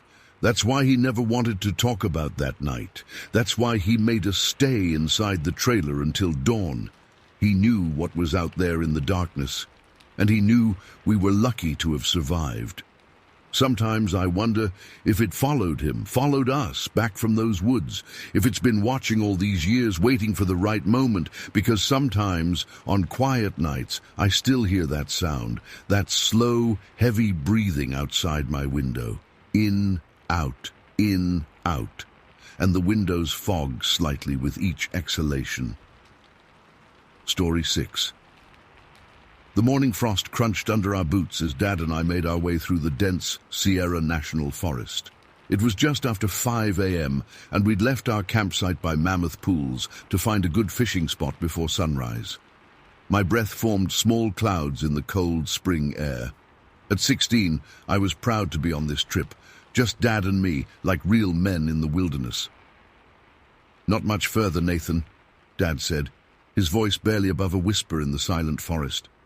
Dad was always like that in the woods, respectful, quiet, like he understood some unwritten rule about these ancient places. We'd spent yesterday cutting firewood, and today was our reward, trout fishing in a secluded stream he knew about, the kind of spot you don't mark on maps or share with others. The sky was beginning to lighten when we reached the stream. It gurgled gently over smooth rocks, the only sound besides our footsteps and the occasional creak of bare tree branches. No birds sang yet. Spring thaw hadn't fully awakened this part of the forest. We were completely alone, or so I thought. "This is it," Dad said, setting down his tackle box on a flat rock. "Been fishing this spot since I was younger than you." We prepared our gear in the dim pre-dawn light. My fingers were stiff from the cold as I threaded line through the rod eyes. Dad handed me a small jar of salmon eggs for bait, and we worked in comfortable silence. The familiarity of these motions, something we'd done together since I was 8, made me feel at ease despite the eerie stillness of the forest. We waded into the shallow edges of the stream. The icy water sent shocks up my legs even through my waders. I cast my line into a deeper pool where Dad said trout liked to hide. Then we waited. The sun crept higher, casting long shadows through the trees but not yet warming the air. I was fighting drowsiness. We'd been up since 4 a.m. when something made the hair on my neck stand up. It wasn't a sound. It was a feeling, the feeling of being watched. I scanned the opposite bank casually, not wanting to appear alarmed to Dad. That's when I saw it. About 50 feet away, partially hidden behind a hollow log, something was watching us. At first, my brain tried to make sense of it, a bear maybe, or a deer, but it wasn't either of those things. It lay on its stomach behind the fallen log, propped up on its forearms, staring directly at us. Its eyes, deep-set, chocolate-brown eyes, held unmistakable intelligence and hatred, pure, focused hatred. My mouth went dry. The thing wasn't covered in thick, dark fur, like the Bigfoot I'd seen in blurry photos or cheap TV documentaries. This creature had greyish-white hair, maybe 3 or 4 inches long, covering a thin, elongated body. It was huge, 7, maybe 8 feet tall if it stood up. "Dad," I whispered, my voice barely audible. "Look across the stream, behind that log." Dad turned slowly, following my gaze. The moment he saw it, he froze completely. His fishing rod stayed suspended mid-cast, water dripping from the line. I heard his sharp intake of breath. For what felt like minutes, but was probably only seconds, we stood motionless in a 3-way staring contest. The creature didn't move either, just watched us with those hateful eyes, studying us. Then from somewhere behind us in the forest came a sharp, deliberate sound. Crack! Like a wooden baseball bat hitting a tree trunk hard. A tree knock. Dad and I instinctively turned toward the noise. That was our mistake. In the split second our attention shifted, the creature moved. I turned back just in time to see it leap from behind the log with shocking agility. It bounded across the 30-foot-wide stream in just 3 massive strides, water barely splashing as its feet touched the surface. I saw it clearly now. Its face was long and flat, with a wide nose that had a sharp ridge down the center. Its forehead protruded over those deep-set eyes, with a heavy, bony ridge above them. Its arms were too long for its body, hanging almost to its knees. Most disturbing was its legs, disproportionately long thighs connected to shorter calves, giving it an unnatural, loping gait as it crossed the stream. It moved with impossible speed for something so large. In seconds, it disappeared into the thick forest on our side of the stream. "Jesus Christ!" Dad hissed, grabbing my arm so hard it hurt. "Get your gear, now!" We stumbled out of the stream, abandoning whatever equipment couldn't be grabbed in seconds. My hands shook violently as I tried to collapse my fishing rod. Dad kept looking over his shoulder toward where the creature had vanished. "Move, Nathan, now!" he ordered in a harsh whisper. We half ran, half walked back toward our campsite, not following the trail, but cutting straight through the forest. Dad kept his hand on my shoulder, pushing me ahead of him. He never looked forward, only backward and to the sides. "Dad, what was—" "Not now," he cut me off. "Just move." We reached our campsite in record time. Dad immediately started breaking down the tent while I stood there, useless, still in shock. "Pack the truck," he ordered, tossing me the keys. "Everything goes. Now." I loaded our gear into the bed of Dad's Ford pickup while he dismantled our campsite with military efficiency. Within 15 minutes, we had erased all evidence of our stay except for the cold fire pit. Dad checked the surrounding forest one last time before climbing into the driver's seat. His face was pale, and sweat beaded on his forehead despite the morning chill. He started the engine and pulled away from Mammoth Pools much faster than was safe on the narrow forest road. We drove in complete silence for 20 minutes. My heart still pounded in my chest. The image of those eyes, that face, burned in my mind. Finally, when we reached the main highway, Dad pulled over at a small turnout and cut the engine. He sat gripping the steering wheel, staring straight ahead. "Nathan," he said finally, his voice unsteady. "What we saw back there—" "It was a Sasquatch," I said, the word feeling ridiculous coming out of my mouth despite what I'd seen. Dad nodded slowly. "Yes." "But it wasn't like the ones in the documentaries," I said. "It wasn't all hairy and ape-like. It was—" I struggled to find the words. "I know," Dad said. He turned to look at me, his face deadly serious. "I've seen them before." The statement hit me like a physical blow. "What? When? Why didn't you ever tell me?" Dad rubbed his face with both hands. "When I was about 20, hunting with your grandfather near Mount Shasta. We saw one, different from this one, darker, more hair, but the same type of, thing. He looked out the window. Your grandfather made me swear never to tell anyone, said people would think we were crazy. I stared at him in disbelief. So they're real, all those Bigfoot stories. Some of them, Dad said. But Nathan, listen to me. He grabbed my arm. You can't tell anyone about this. Not your mother, not your friends. No one. But Dad, no one would believe you, he cut me off. Best case, they'd think you were making it up. Worst case, they'd think something's wrong with you. Trust me on this. But what we saw wasn't supposed to be seen, Dad said firmly. There are things in these forests, Nathan. Things that have been here long before us and will be here long after. Things that don't want to be found.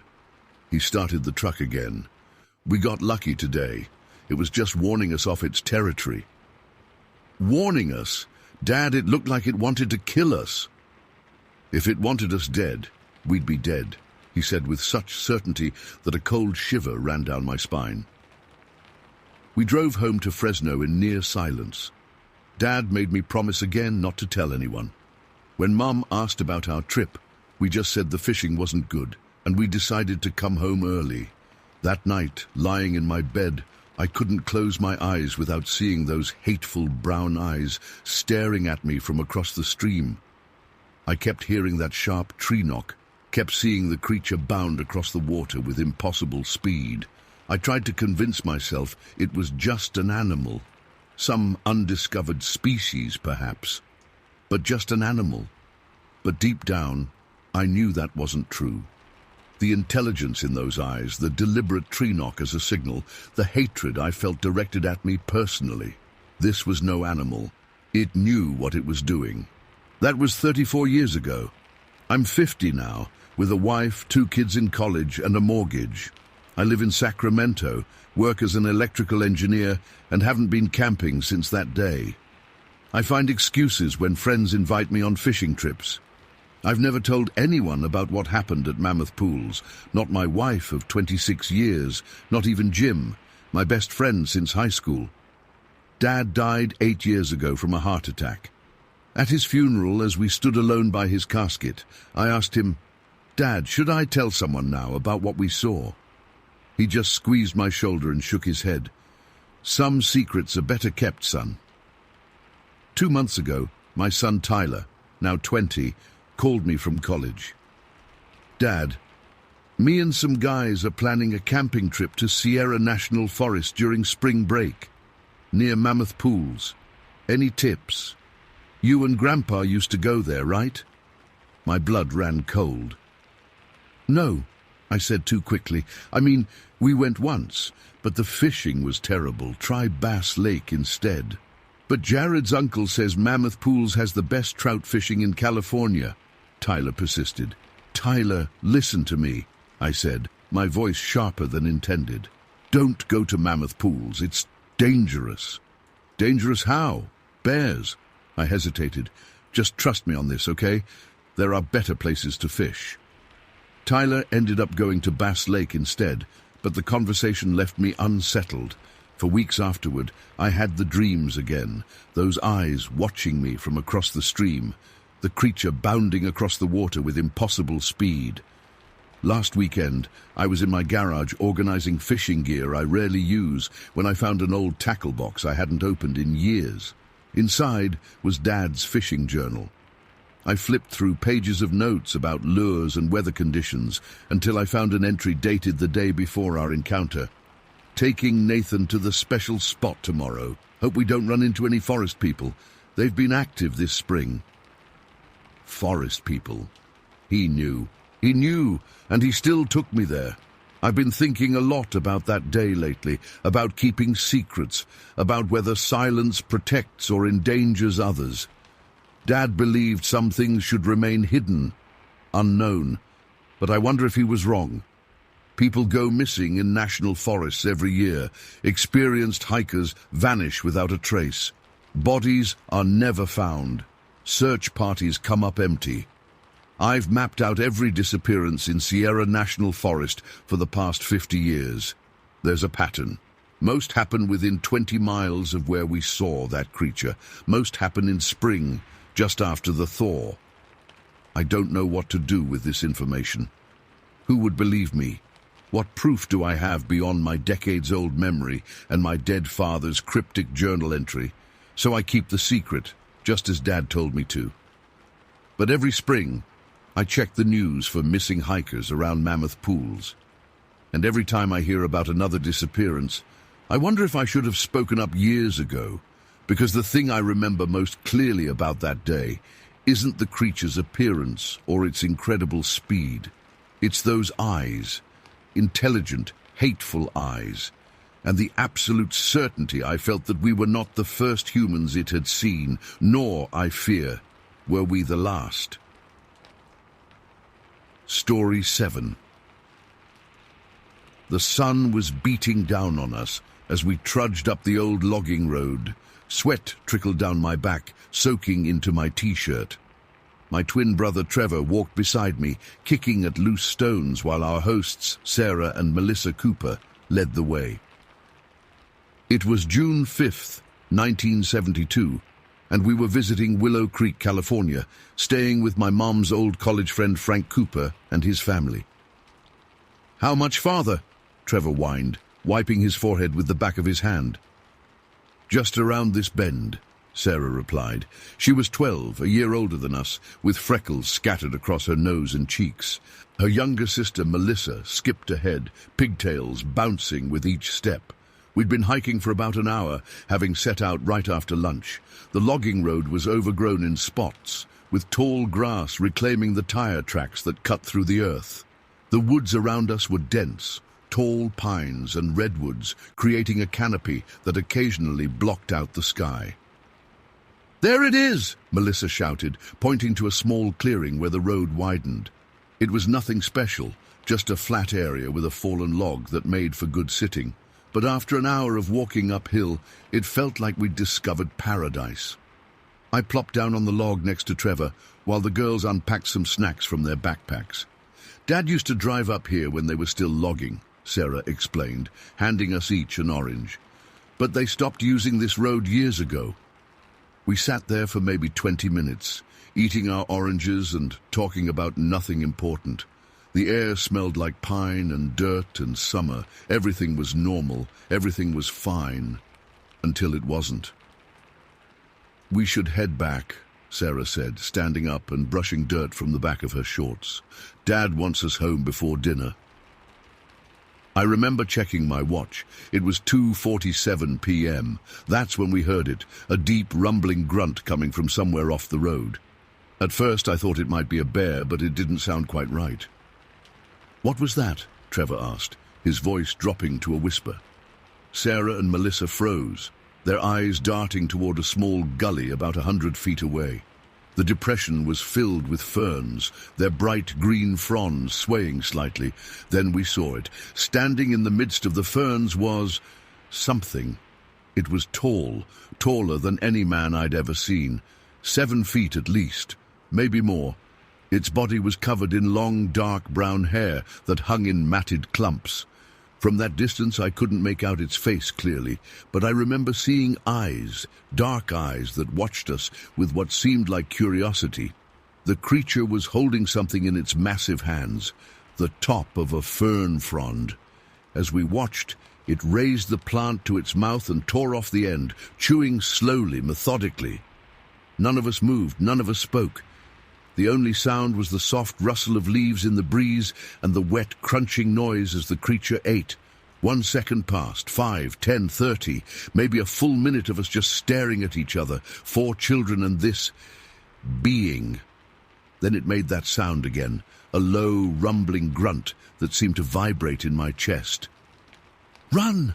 Sarah whispered, her voice barely audible, then louder. "Run!" Melissa was already moving, her pigtails a blur as she sprinted down the logging road. Sarah grabbed my arm, yanking me backward. "Now! Run now!" Trevor and I didn't need to be told again. We ran, all four of us, tearing down that logging road as fast as our legs could carry us. I remember the sound of our sneakers slapping against the hard-packed dirt, the rasp of my breath in my throat, the hammering of my heart. I glanced back only once. The creature hadn't moved. It stood in the same spot, still watching us, still holding that fern frond.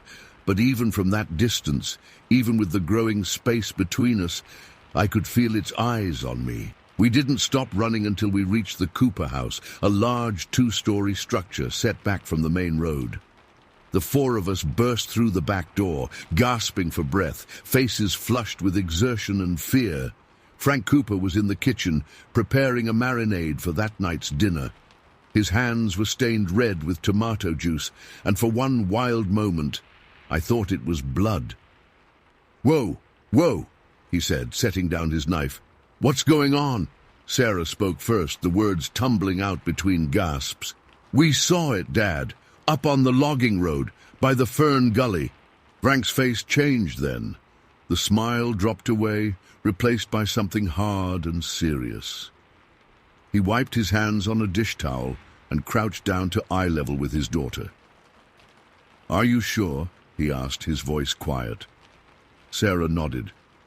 "It was eating ferns, just standing there. It made that noise, the one you told us about." Frank stood up abruptly.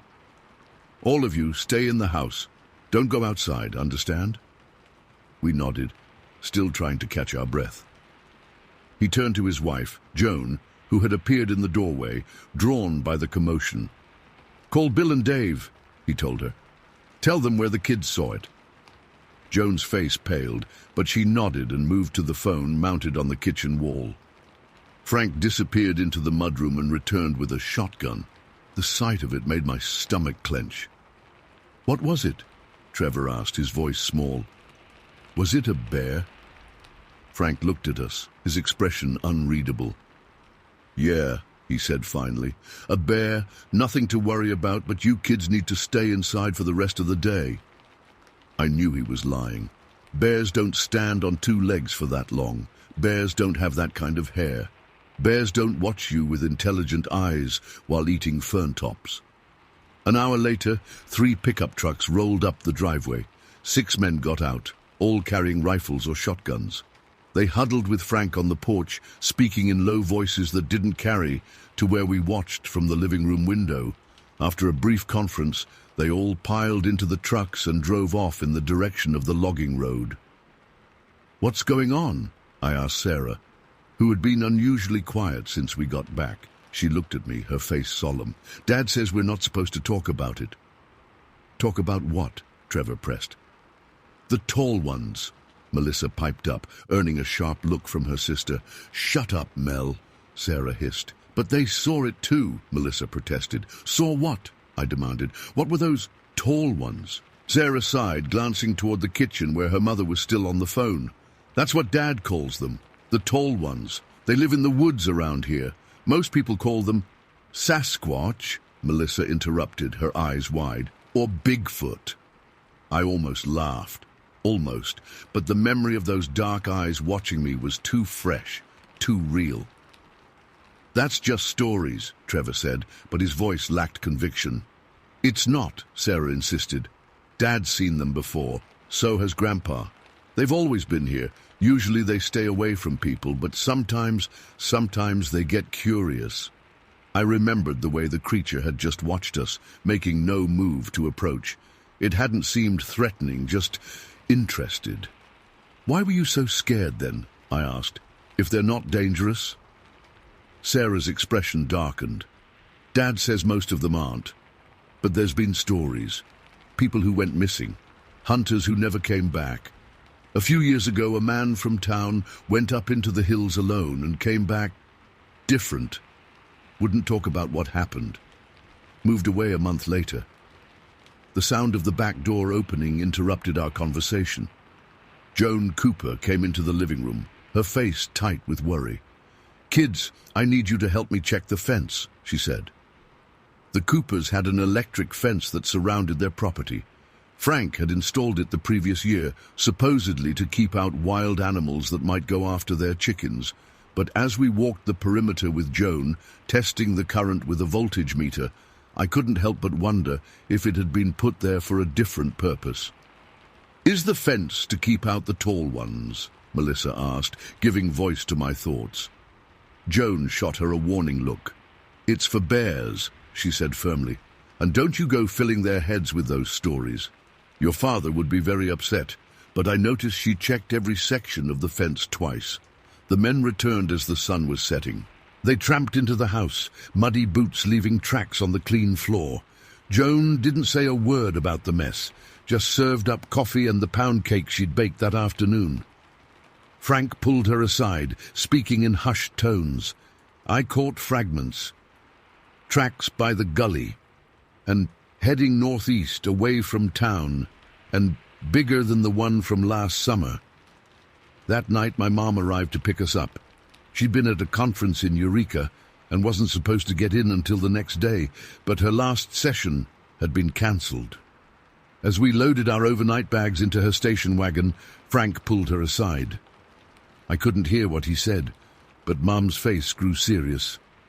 She nodded several times, then glanced at Trevor and me with a worried expression. The drive back to our rental cabin was quiet. Mum kept looking at us in the rear-view mirror, opening her mouth as if to say something, then closing it again. Finally, as we turned onto the gravel road that led to our temporary home, she spoke. "Did something happen today? At the Coopers?" Trevor and I exchanged glances. Something in her tone told me she already knew. "We saw something in the woods," I admitted, "while we were hiking." "Frank said it was a bear," Trevor added quickly. Mom's knuckles whitened on the steering wheel. "Was it a bear?" she asked, her voice carefully neutral. I hesitated. "No," I said finally. "It was standing up on two legs the whole time, and it was covered in hair, like all over." Mom was silent for a long moment. Did it try to hurt you?" "No," I said. "It was just eating plants, ferns. It watched us, but it didn't come closer." She nodded as if confirming something to herself. "Well, I'm glad you're both safe. And I want you to promise me you won't go back up that logging road. Ever. Understand?" We promised. That night I had the first nightmare. In the dream, I was back on the logging road, but I was alone. No Trevor, no Sarah or Melissa. Just me and the deep, still woods. I could feel something watching me from between the trees, something with dark, knowing eyes. "Hello?" I called out in the dream. "Is anyone there?" The ferns rustled. The creature stepped out onto the road, taller than in real life, its hair darker, its presence more menacing. It moved toward me with long, deliberate strides. I tried to run, but my feet were rooted to the spot. The creature reached out a massive, hair-covered hand, and I woke up drenched in sweat, my heart racing. Beside me in the other twin bed, Trevor was sitting up, his eyes wide with fear. "Did you dream it too?" he whispered. I nodded. It became a pattern over the next few weeks. The nightmares came almost every night. Sometimes the creature chased me through endless woods. Sometimes it stood outside our cabin, peering in through the windows with those dark, intelligent eyes. Sometimes it spoke, though in the dreams I could never remember what it said after I woke up. The sleepwalking started about a week after our encounter. Mum found me standing in the kitchen one night, staring out the window into the darkness. I had no memory of getting out of bed. 2 nights later, she caught Trevor trying to unlock the front door in his sleep. After that, she started putting chairs in front of the doors before she went to bed. Our behavior during the day changed too. Trevor grew jumpy, startling at small noises. I developed a habit of checking over my shoulder, convinced I was being watched. We both refused to go near the tree line behind our cabin. Mom noticed, of course. She tried to talk to us about it, tried to reassure us that we were safe, that whatever we'd seen was far away and not interested in us. But her words rang hollow. I could see the worry in her eyes when she thought we weren't looking. 2 weeks after our encounter, she took us to see a doctor in Eureka. Dr. Patterson was an older man with kind eyes and a no-nonsense manner. He asked us about the nightmares, about what we'd seen in the woods. "And you're sure it wasn't a bear?" he asked, making notes on a pad. "It was standing up the whole time," I told him. "Bears don't do that for that long." "And it was eating ferns," Trevor added. "Bears eat fish and berries and stuff." Dr. Patterson nodded thoughtfully. "Around here, we have a lot of stories about creatures in the woods," he said carefully. "Most people call them Bigfoot or Sasquatch. The local Native American tribes have their own names for them, but science doesn't recognize such creatures." "We know what we saw," I insisted. The doctor's expression softened. "I believe you saw something that frightened you, and that fear is causing these nightmares and the sleepwalking. But I think with time, and by talking about it, those symptoms will fade." He prescribed a mild sedative to help us sleep and suggested Mum find a counselor we could talk to. As we left the office, I overheard him talking to Mom in the hallway. "The Willow Creek area has a history of these sightings," he was saying. "Usually they're harmless, just glimpses through the trees. But for children, even that can be traumatic. The mind fills in details, makes the experience scarier in retrospect." "So, you think they imagined it?" Mom asked. Dr. Patterson sighed. "I think they saw something they couldn't explain, and their minds are trying to make sense of it. The important thing is to validate their experience without reinforcing the fear." But I knew what I'd seen. It wasn't my imagination filling in details. It was real. Those dark eyes watching me were real. The nightmares continued. The sleepwalking got worse. One night, Mom found both of us in the backyard, standing at the edge of the woods, staring into the darkness.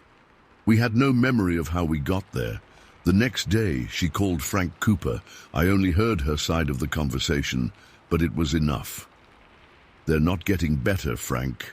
"Yes, still the nightmares. Last night I found them outside.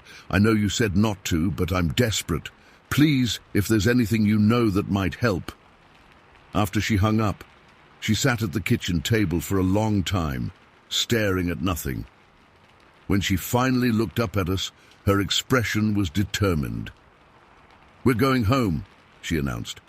"Back to Oregon. Today." We packed in a frenzy, throwing clothes into suitcases, gathering up toys and books. Mom called the rental agency and told them we were leaving early, family emergency. By noon, the station wagon was loaded and we were on the road. As we drove out of Willow Creek, I looked back at the trees lining the highway. For just a moment, I thought I saw movement in the shadows, something tall and dark watching our departure. But maybe that was just my imagination. We never returned to Willow Creek. Mom found a new counselor for us in Eugene, one who specialized in childhood trauma. The nightmares gradually became less frequent, though they never completely disappeared.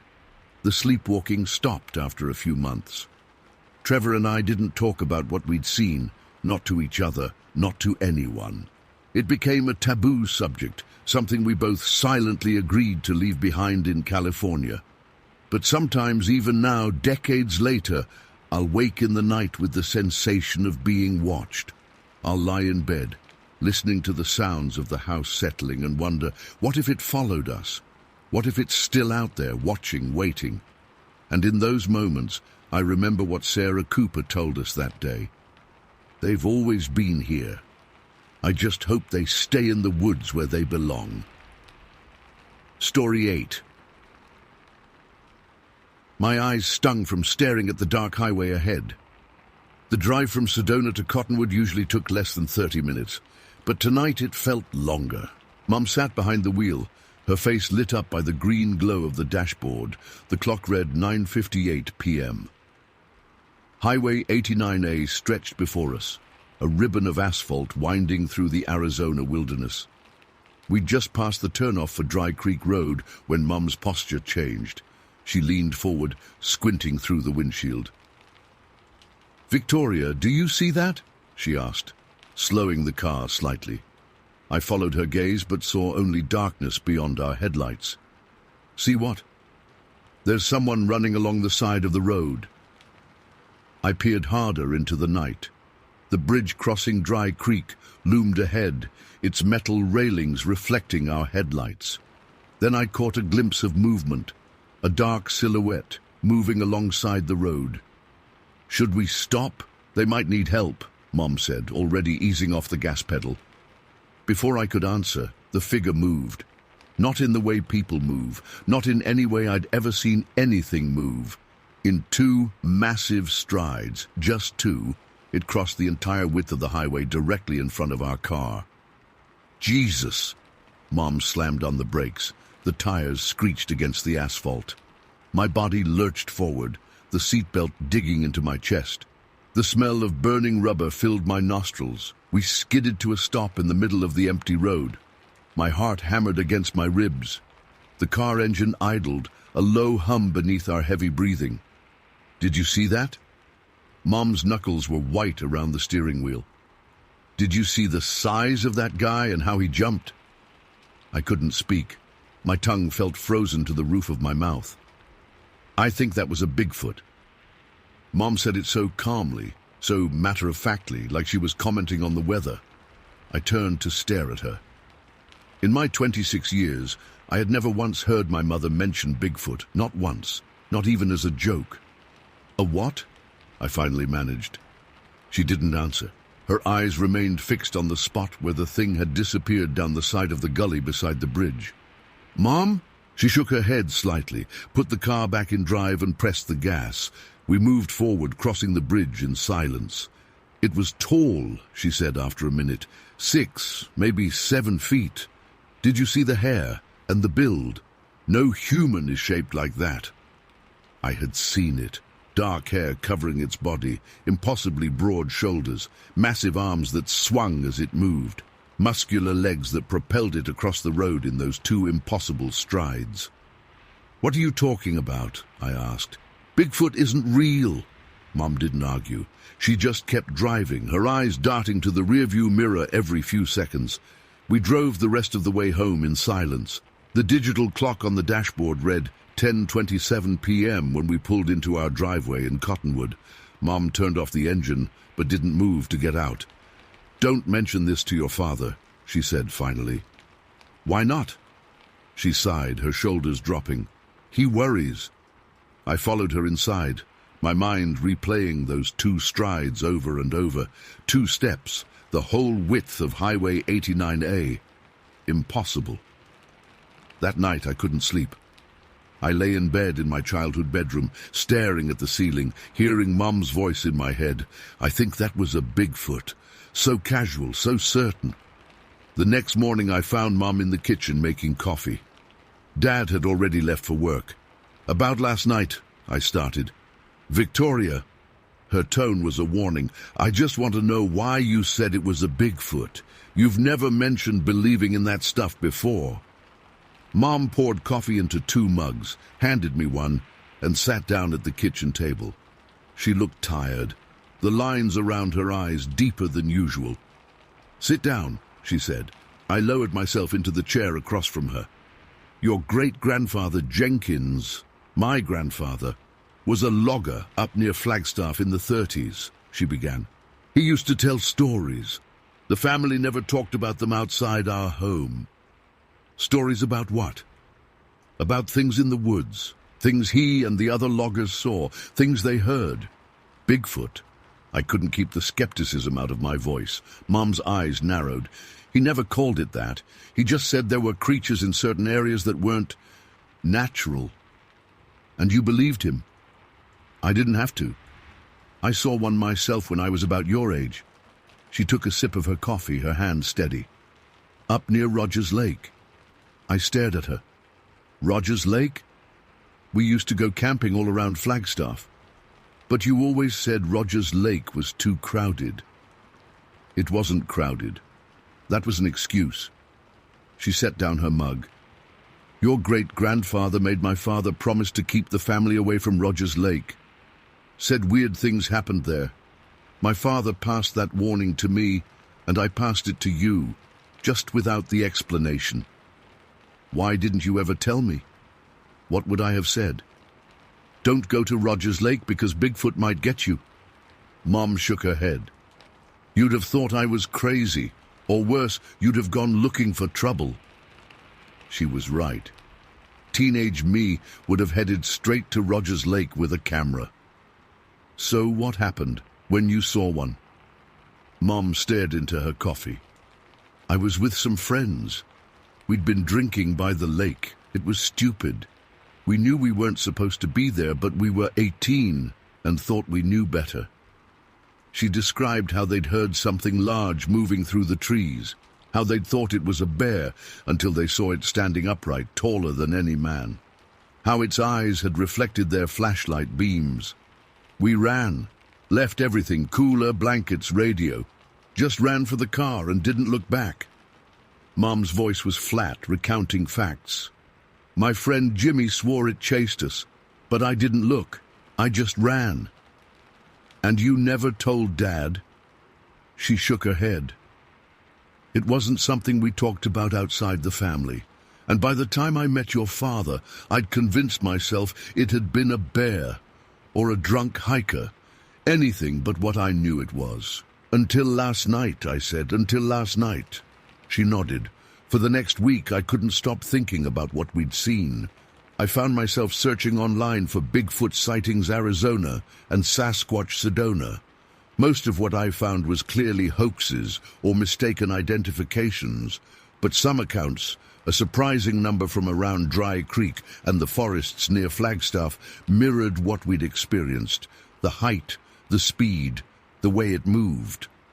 I called my brother Luke, who lived in Phoenix. I didn't tell him what Mom and I had seen, but I asked if he remembered why we never camped at Rogers Lake. Mom always said it was too crowded, he answered. But one time, I asked Dad about going there, and he said something weird. Said the Jenkins side of the family considered it bad luck to camp there. That Grandpa Jenkins had seen something there once that scared him so bad he made the whole family promise to stay away. Did he say what Grandpa saw? Nah. You know, Dad. He just laughed it off. I hung up with more questions than answers. That weekend, I drove back to my apartment in Flagstaff. On impulse, I took the forest road that led to Rogers Lake. I didn't plan to hike or explore, just to look at this place that had been quietly forbidden throughout my childhood. The lake itself was beautiful, surrounded by ponderosa pines and open meadows. A few hikers walked the trails, and a couple of fishermen stood at the water's edge. Nothing seemed menacing or strange. I parked at the small lot and stayed in my car, watching the late afternoon sun glint off the water's surface. My phone buzzed. A text from Mom. Where are you? I hesitated before typing back. Rogers Lake. 3 dots appeared immediately, disappeared, then reappeared. Finally, come to the house, need to talk. Mom and Dad's house in Flagstaff sat on the edge of the national forest, a log cabin-style place they'd bought as a weekend retreat that had become their full-time home after Dad retired. I pulled into their driveway at 5:30 p.m., just as the sun was beginning to set behind the San Francisco peaks. Mom opened the door before I could knock. Her face was tight with worry. Why would you go there? She demanded, pulling me inside. I was curious. I didn't hike or anything, just looked. Dad sat in his recliner in the living room, a baseball game on the TV. He looked up as we entered. Go where? Rogers Lake, Mum said, crossing her arms. Dad's eyes widened slightly. What for? Just looking, I said. Luke mentioned something about Grandpa Jenkins saying it was bad luck. Dad turned off the TV. The sudden silence felt heavy. Sit down, Vicky, he said, using my childhood nickname. Both of you. Mom sat beside me on the couch, her body tense.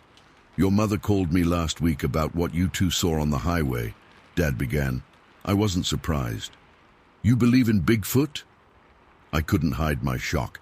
My father was the most rational, skeptical person I knew. I believe in facts, he said. And the fact is, people in this area have been seeing things in these woods for generations. Not just seeing, Mom added quietly. Some people have gone missing. Dad nodded. Your great-grandfather Jenkins wasn't just spooked by what he saw at Rogers Lake. One of his logging crew disappeared there. They found his boots and his axe, but never found him. That could have been anything, I protested. Bears, cougars. Bears and cougars don't take a man's boots off, Dad interrupted. And they don't drag a body so far it can't be found by a search party of 20 men who knew those woods like the backs of their hands. I shivered despite the warm evening. There have been others, Mum said. Not many, but enough that forest rangers know which areas to warn people away from. They don't say why, just that the terrain is dangerous or the wildlife is active. So everyone knows about this? I asked.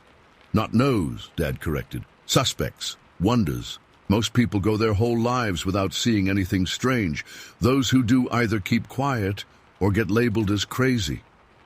Why are you telling me this now? Because you went to Rogers Lake, Mom said, and because now you've seen one of them.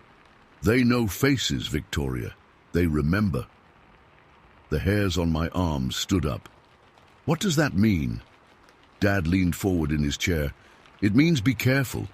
Don't go looking for them. Don't hike alone, especially around Dry Creek or Rogers Lake. And if you ever see one again, don't run. Don't stare. Just back away slowly and leave the area. You sound like you've seen one too, I said. Dad's eyes met Mom's briefly. Once, when your mother and I were first dating, up near Blue Ridge Reservoir. Why didn't you ever tell us? I demanded. Would you have believed me? Dad asked. Or would you have thought your old man was losing his marbles? He had a point.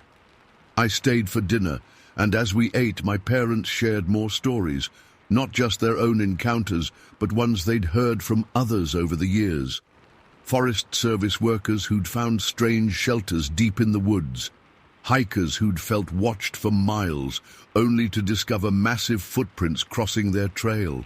A cousin on my mother's side who'd had his campsite circled by something large that broke branches 15 feet off the ground. Do they hurt people? I asked finally. Dad set down his fork. Sometimes, not often. Your great-grandfather believed they were territorial, not malicious. Said if you respected their space, they'd respect yours. The one you saw on the highway, Mom added. It could have stopped your car if it wanted to. It was showing itself, making a point. What point? That we were in its territory, she said simply. That it knew we were there. I drove back to my apartment that night, hyper-aware of the dark forest lining both sides of the highway. Every shadow, every movement caught my attention. I kept thinking about those 2 strides across the road, the impossible speed and strength they represented. The next day, I called in sick to the high school where I taught English and drove to the Coconino County Historical Society. If my family had been keeping quiet about these encounters for generations, maybe others had too. Maybe there were records, newspaper articles, official reports that hinted at what was happening in the forests of northern Arizona. I spent hours poring through local newspaper archives. I found nothing explicit. No headlines screaming Bigfoot sighted at Rogers Lake. But I did find patterns, clusters of missing hikers in certain decades, reports of unusual wildlife activity closing sections of forest. A 1943 article about loggers refusing to work in the Rogers Lake area after disturbances that were never specified. A week later, I drove that stretch of Highway 89A again, between Sedona and Cottonwood. It was earlier in the day, around 7 p.m., still light enough to see clearly. I slowed as I approached the bridge over Dry Creek. The gully beside the road looked ordinary, rocky, covered with scrub vegetation, dropping steeply away from the highway. I pulled onto the shoulder and sat in my car, engine running, ready to leave quickly if needed. Nothing moved, except the branches of a juniper tree swaying in the wind. No giant figure, no impossible strides. Just an ordinary Arizona evening. But as I put the car back in drive, ready to pull away, I noticed something. On the far side of the road, where the thing had disappeared down the gully, a path had been cleared through the brush. Not a human trail, too wide, too straight, as if something large had pushed through repeatedly. I didn't stop to investigate. I remembered Dad's warning, don't go looking for them. I pressed the gas and drove on, checking my rearview mirror until the bridge disappeared from view. That night, I dreamed of running through the forest, massive strides carrying me over fallen logs and rocky outcroppings. I woke with the sensation of wind in my hair and the scent of pine in my nostrils. I don't know what lives in the forests around Flagstaff and Sedona.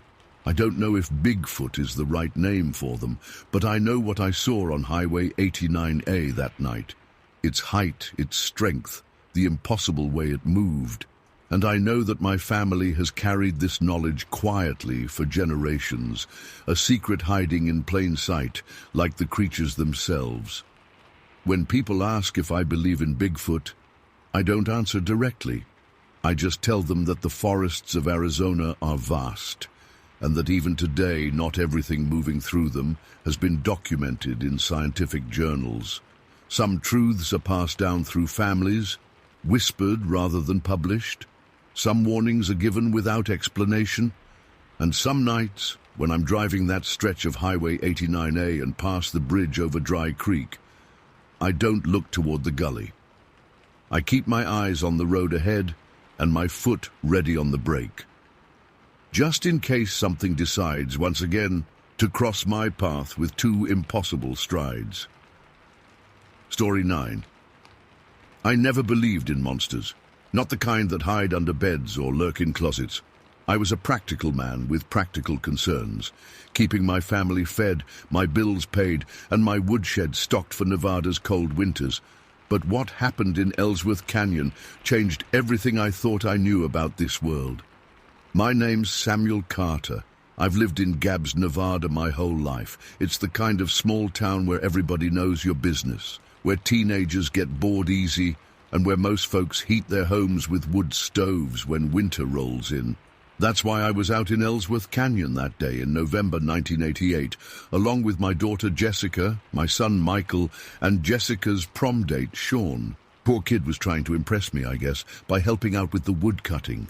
The day started normal enough. Clear skies, temperature in the low 50s, perfect weather for gathering firewood. We drove my old Ford pickup about 7 miles up Ellsworth Canyon Road, following the twisting dirt path until we reached a clearing surrounded by pine and shrub oak where I'd cut wood before. "Let's set up here," I said, parking the truck. "Michael, help me with the chainsaws. Jessica, you and Sean can get the axes from the back." The kids did as they were told. Jessica was 17 then, pretty as her mother, with the same stubborn streak. Michael was 15, quiet but strong for his age. Sean was a lanky basketball player from Jessica's school, nervous around me but eager to help. We worked steadily through the morning, the chainsaws buzzing as we cut fallen trees into manageable pieces. The air filled with the sharp smell of fresh-cut pine and gasoline fumes. By noon, we'd filled about half the truck bed with neatly stacked firewood. "Let's break for lunch," I called out, shutting down my chainsaw. We gathered around the tailgate, and I distributed the sandwiches and sodas my wife had packed in the blue Coleman ice chest.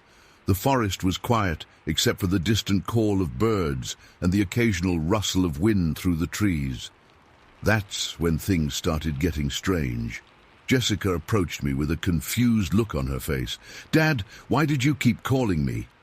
I frowned, wiping sweat from my forehead with my flannel sleeve. "What do you mean?"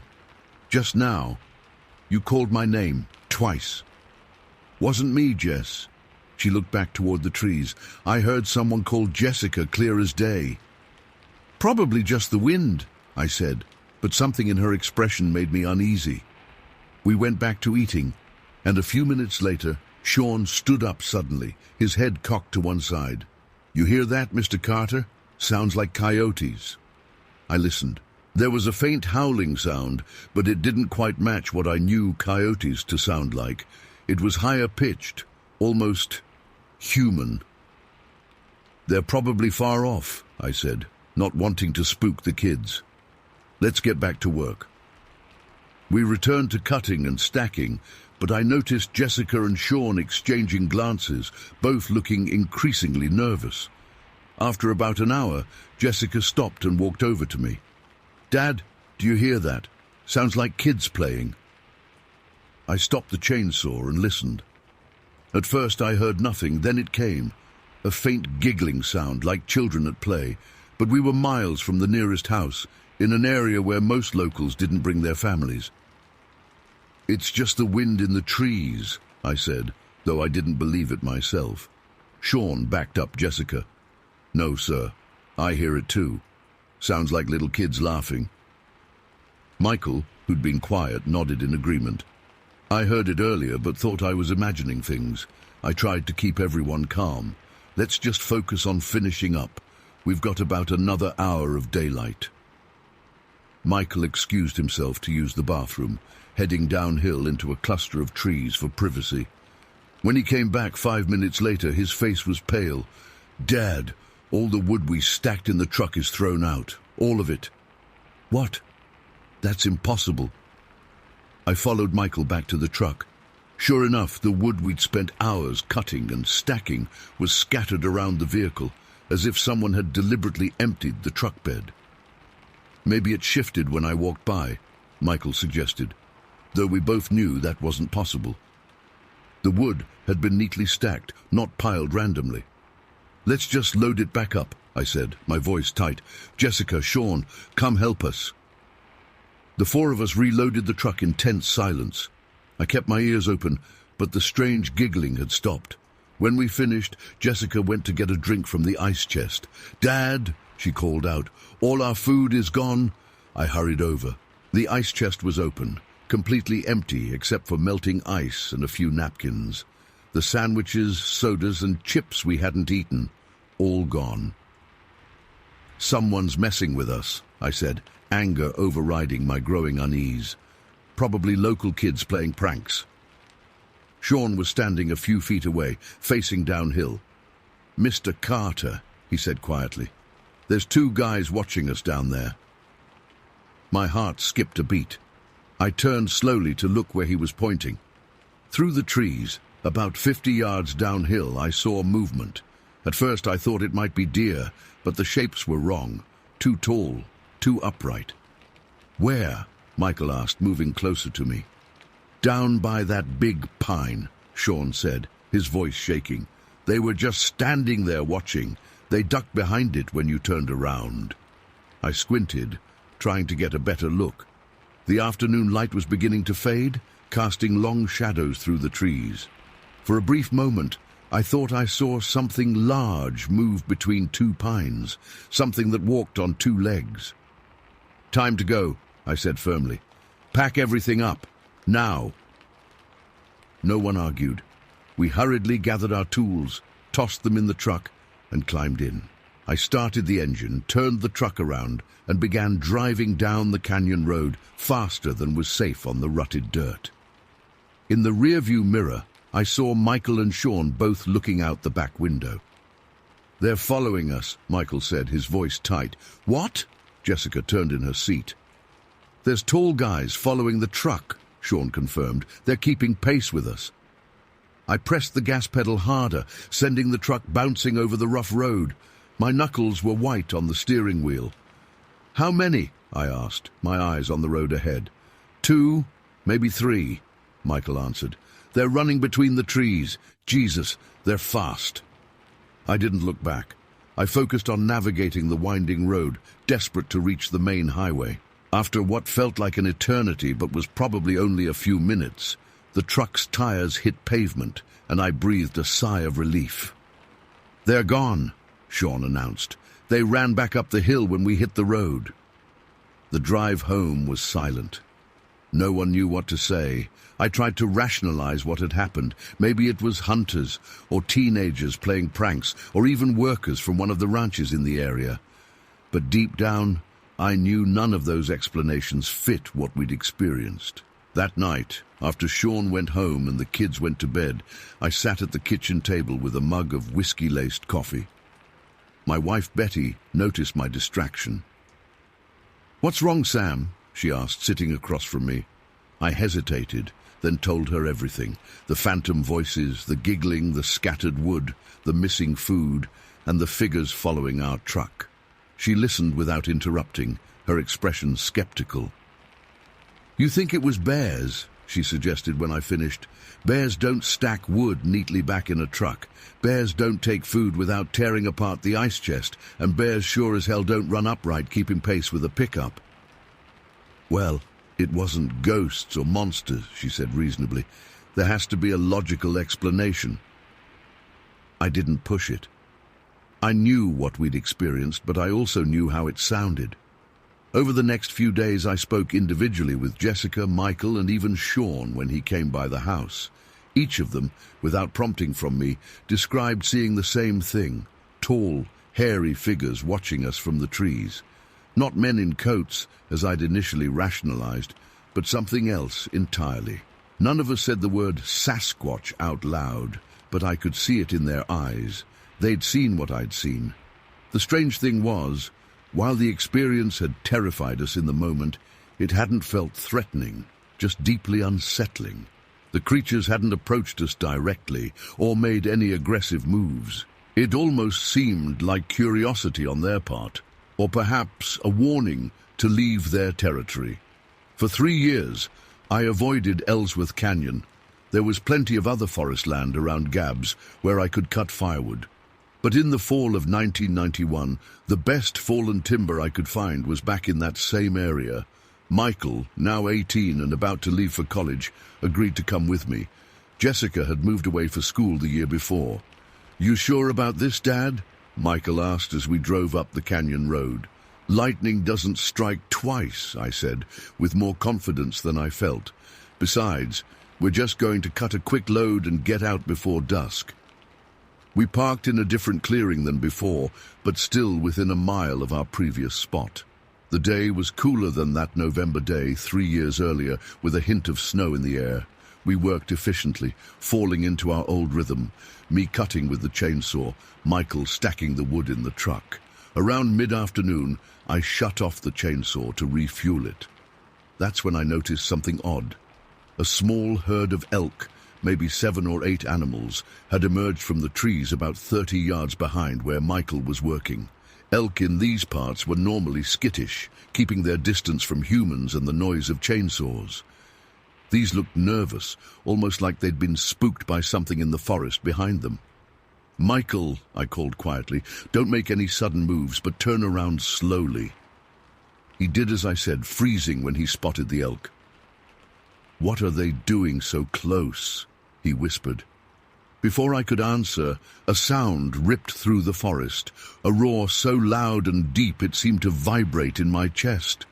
It wasn't a sound I'd ever heard in these woods. Not a bear, not a mountain lion, nothing natural to this area. The elk bolted, charging right past our truck, nearly running between Michael and me in their panic. I dropped the chainsaw and grabbed Michael's arm. "Get in the truck, now!" We didn't bother with the tools. We left the chainsaw where it lay, jumped in the truck and peeled out of the clearing, spraying dirt and pine needles. As we sped away, I caught a glimpse of movement in my side mirror, something large and dark moving through the shrub oak where the roar had come from. Neither of us spoke until we reached the main road. "That wasn't a bear," Michael finally said. "No," I agreed. "It wasn't. Same as before?" I nodded. "I think so." We never went back to Ellsworth Canyon after that. I found other places to cut wood, even if it meant driving farther or paying more. Some places, I decided, were better left alone. Over the years, Betty remained skeptical of our experiences, attributing them to overactive imaginations or misidentified natural phenomena. The kids and I knew better. We'd felt the weight of those eyes watching us from the forest. We'd heard sounds no known animal in Nevada could make, and in the quiet moments when I let myself really remember, I knew exactly what we'd encountered. I've heard stories from other locals since then, hunters who abandoned their camps after finding large, unexplainable footprints, hikers who heard strange vocalizations or felt they were being followed, even a couple of ranchers who reported seeing tall, upright figures at the edges of their property at dusk. I keep a loaded rifle by my bed now, though I'm not sure it would do any good against what lives in those woods. I've never reported our encounters officially. What would be the point? The ridicule isn't worth it, and deep down I don't want to draw attention to those creatures. They were there before us, and they'll be there long after we're gone. Sometimes, on cold November nights when the wind howls through the pines surrounding our property, I find myself standing at the window, peering into the darkness. I never see anything out there, but occasionally I get the distinct feeling something is looking back at me, watching, waiting, remembering our face just as clearly as I remember theirs. I don't cut my own firewood anymore. These days I buy it already split and delivered. My son Michael does the same at his house across town. Jessica, who lives in Reno now, won't go camping or hiking no matter how much her husband begs. And Sean, who married a girl from California and moved away, still calls Michael every few years to ask if we ever went back to that place. We never did. Some parts of the wilderness aren't meant for us. I learned that lesson in Ellsworth Canyon, and it's one I won't forget as long as I live. Story 10. I woke up to the sound of my husband Tom's snores competing with someone else's in a nearby tent. The thin nylon walls of our dome tent did nothing to block the noise. I turned over, checked my phone. 11:30 p.m. Great.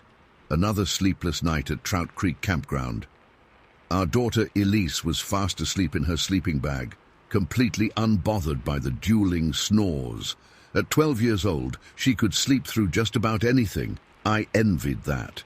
September in southern Missouri meant perfect camping weather, cool nights, warm days, perfect for everything except sleeping next to my husband. I nudged Tom. He grunted, shifted, and continued snoring. The camper in the next tent over matched him beat for beat. I stuffed my pillow around my ears and stared at the tent ceiling. The snoring in the neighboring tent stopped abruptly around midnight. Tom's continued, but at least the volume had been cut in half. I was just starting to drift off when I heard it. A low, wailing howl cut through the night air. I sat up, suddenly alert. The sound came again, longer this time, rising and falling in pitch. It echoed off the hills around us, seeming to come from everywhere and nowhere at once. Growing up in Clearwater, Missouri, I knew every animal sound in these woods. This wasn't a coyote's yip or a bobcat's scream. It wasn't an owl or the growl of a black bear.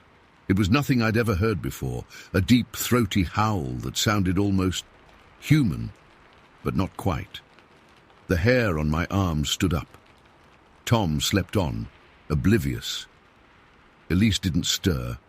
I wanted to wake them both, to have someone else hear what I was hearing, but something kept me frozen in place. The howl came a third time, closer now.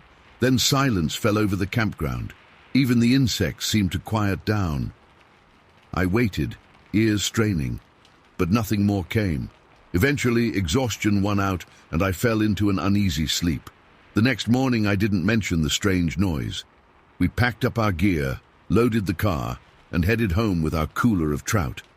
Life went on, but that sound stayed with me. Months passed.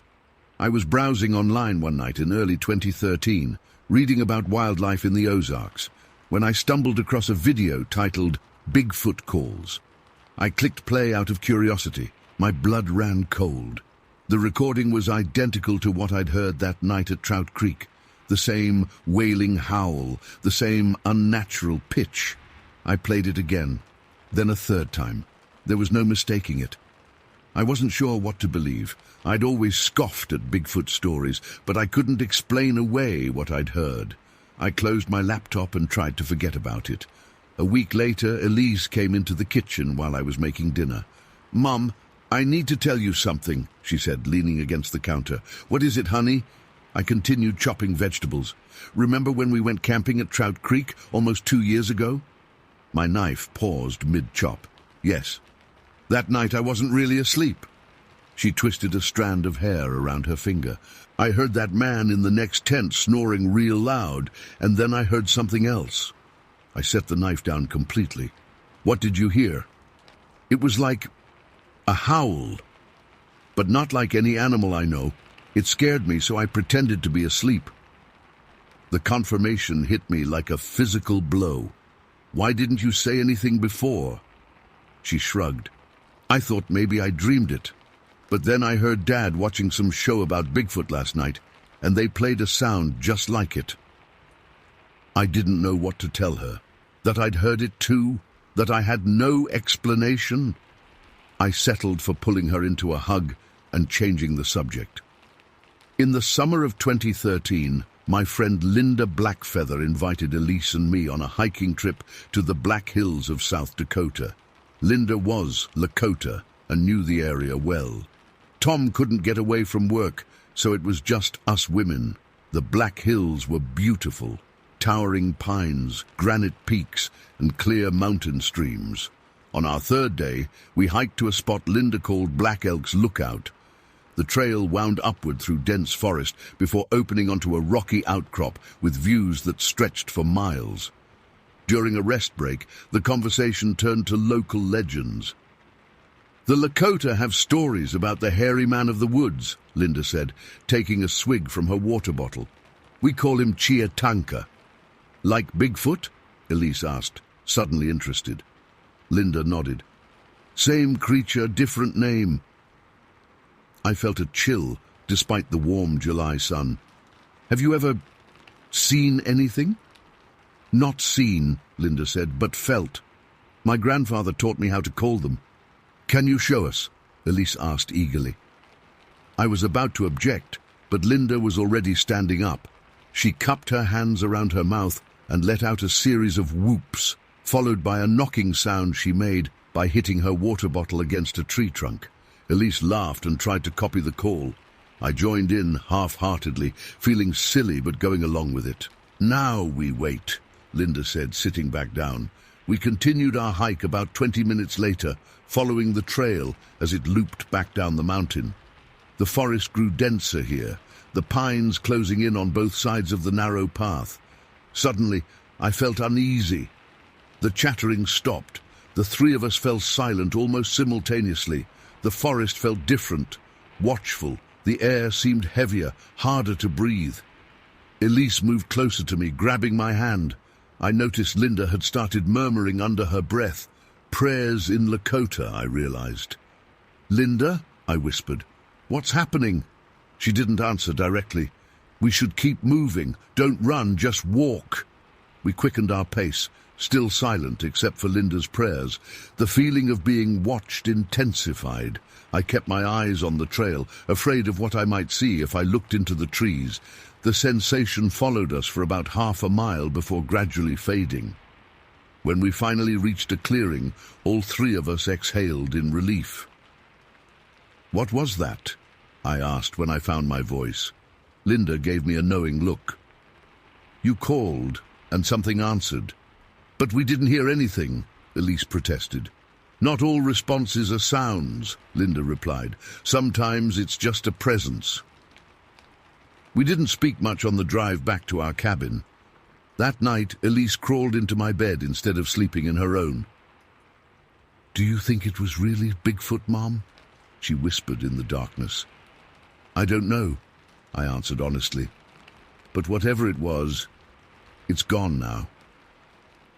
Life settled back to normal after we returned home.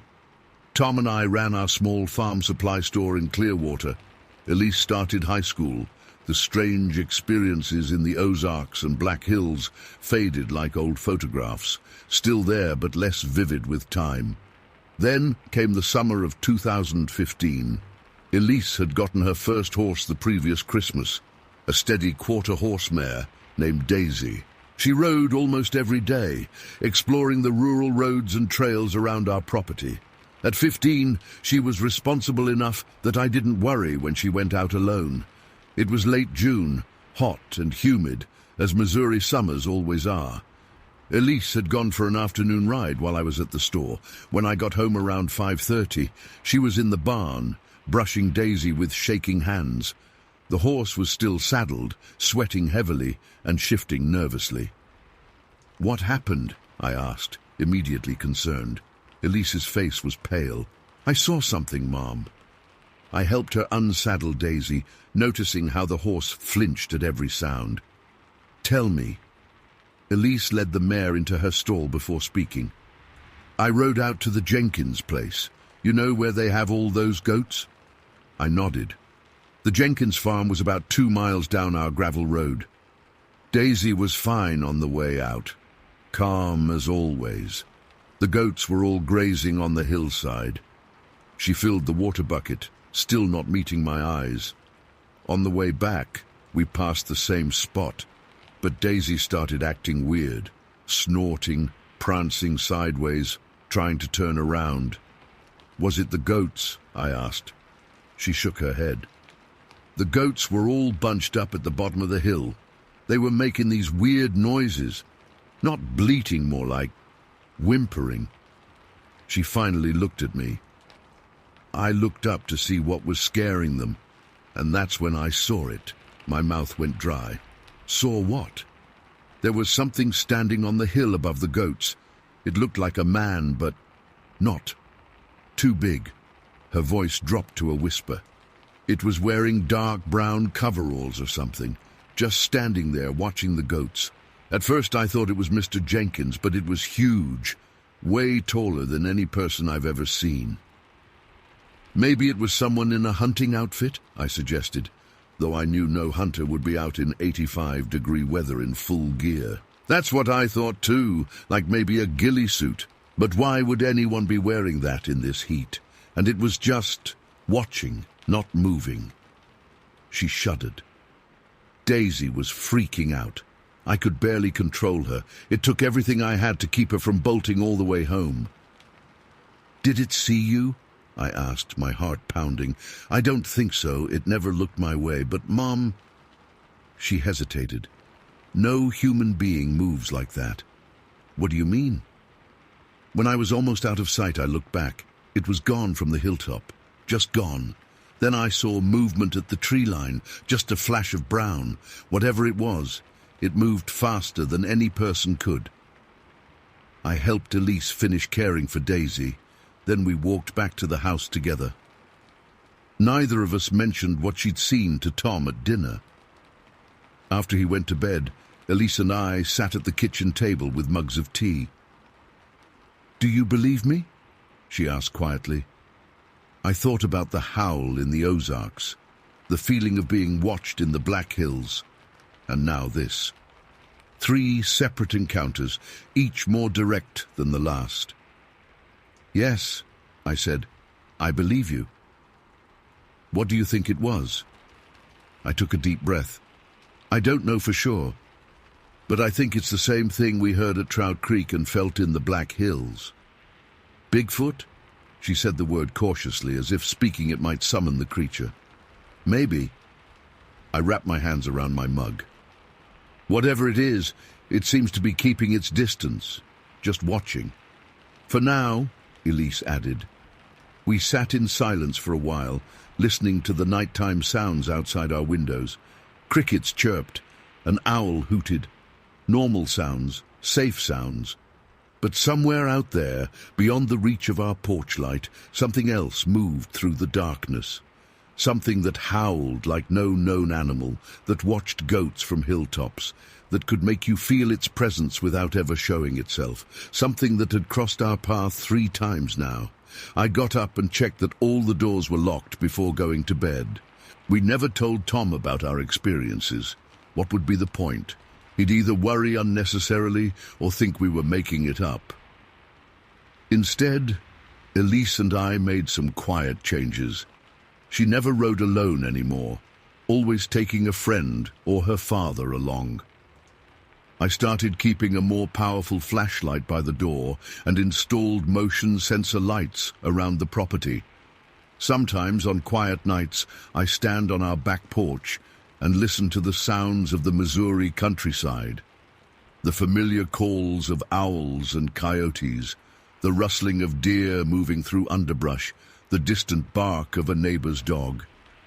I listened for that other sound, the wailing howl that echoed through the Ozarks that September night. I haven't heard it again, not here, but I know it's out there. And sometimes when I look at the dense tree line behind our property, I can't shake the feeling that something is looking back. Story 11. The silence hit me first. I'd worked at Midwest Distribution for 3 years by then, and the rhythm of my days followed a predictable pattern. Clock in at 7 a.m., work until my 10:15 smoke break, then back to loading pallets until lunch. The smoke break was my time. 15 minutes of peace before diving back into the warehouse chaos. May 19th, 2015. I remember the date clearly because it was my nephew's birthday, and I'd promised to stop by his party after work. The morning had been normal. We were shipping kitchen appliances to Columbus, and my back already ached from moving refrigerators. When break time came, I grabbed my cigarettes and headed to my usual spot behind the building. I always sat on the same stack of wooden shipping skids. They faced east, giving me a clear view of the tree line that bordered our industrial lot. Beyond the trees ran the train tracks, and above it all stood 2 towers, a 300-foot radio tower to the left and a newer 250-foot cell tower to the right. Birds loved those towers. Hawks used them as hunting perches, and smaller birds constantly flitted around the metal structures. But not that day. I lit my cigarette and noticed the absence immediately. No birds, no squirrels, no movement anywhere. Even the constant background drone of insects had vanished. The sudden silence felt wrong, like pressure against my eardrums. Weird, I muttered to myself, taking a drag and scanning the tree line. The day was bright but cool. Typical Ohio spring weather with scattered clouds, nothing unusual except that unnatural silence. I checked my phone, 10:21 a.m., still had 9 minutes before I needed to head back in. That's when I saw it. About 60 yards away, a maple tree stood taller than its neighbors. The trunk split into a natural V shape about 50 feet up, creating a fork where the main branches spread outward. Inside that V was something wrong. At first glance, it looked like someone had stuffed a garbage bag or plastic wrap in the tree, a blurry patch against the green leaves. I blinked, thinking something was in my eye. The blur remained. I wiped both eyes with my knuckles and looked again. The blurry spot was still there, but now I realized what bothered me about it. It didn't move with the breeze like plastic would. The surrounding leaves swayed gently, but the blur stayed fixed in place. More importantly, I couldn't focus on it. My eyes kept sliding away, like they refused to acknowledge whatever occupied that space. "What the hell?" I whispered, squinting. The cigarette burned forgotten between my fingers. Then it moved. The blur shifted sideways, attempting to position itself behind a larger branch, but it was too big. Portions of the distortion remained visible on either side of the branch. The movement wasn't random like wind-catching debris. It was deliberate, purposeful. As if whatever made that distortion knew I was watching it. A cold spike of fear shot down my spine. My mouth went dry. The rational part of my brain scrambled for explanations, heat mirage, weird reflection, maybe some kind of gas leak from the factory affecting my vision. But I knew better. Something was hiding in that tree, something that didn't want to be seen. I stood up slowly, never taking my eyes off the blur. My legs felt wooden, disconnected from my body. The cigarette fell from my fingers. I backed away one step, then another, unable to turn my back on whatever watched from the tree.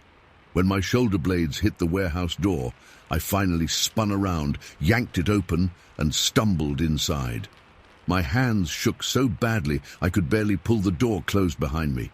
"Jesus, Foster, you look like you've seen a ghost," said Mike from receiving, passing me with a clipboard. My voice failed. What could I say? I saw a blur in a tree?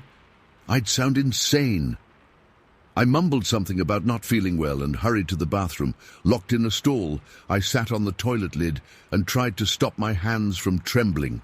Cold sweat soaked through my shirt. I pulled out my phone and checked the time, 10:27 a.m. Only 6 minutes had passed since I first noticed the silence. For the rest of my shift, I stayed as far from the windows as possible. I didn't take my afternoon break. When 5 p.m. finally came, I practically ran to my truck, scanning the tree line the entire time. Nothing looked out of place, and the birds had returned to the towers. Everything seemed normal again, but I knew what I'd seen. I didn't tell anyone about the incident that day. Not my wife, not my co-workers. Who would believe me? I barely believed it myself. Over the next few days, I took my breaks indoors, watching the tree line through the warehouse windows. Nothing unusual appeared. The birds returned to their normal patterns. Life went on. A week passed. I gradually convinced myself I'd experienced some kind of stress-induced hallucination. I hadn't been sleeping well. We were understaffed at work. My mind had simply played tricks on me. Then, on June 3rd, I overheard a conversation in the break room that stopped me cold. "My cousin works for the railroad up in Lima," Trevor from shipping was saying. "Says some old lady reported seeing something weird by the tracks last weekend. Called it a predator because it was invisible except for this outline she could see." My coffee mug froze halfway to my lips.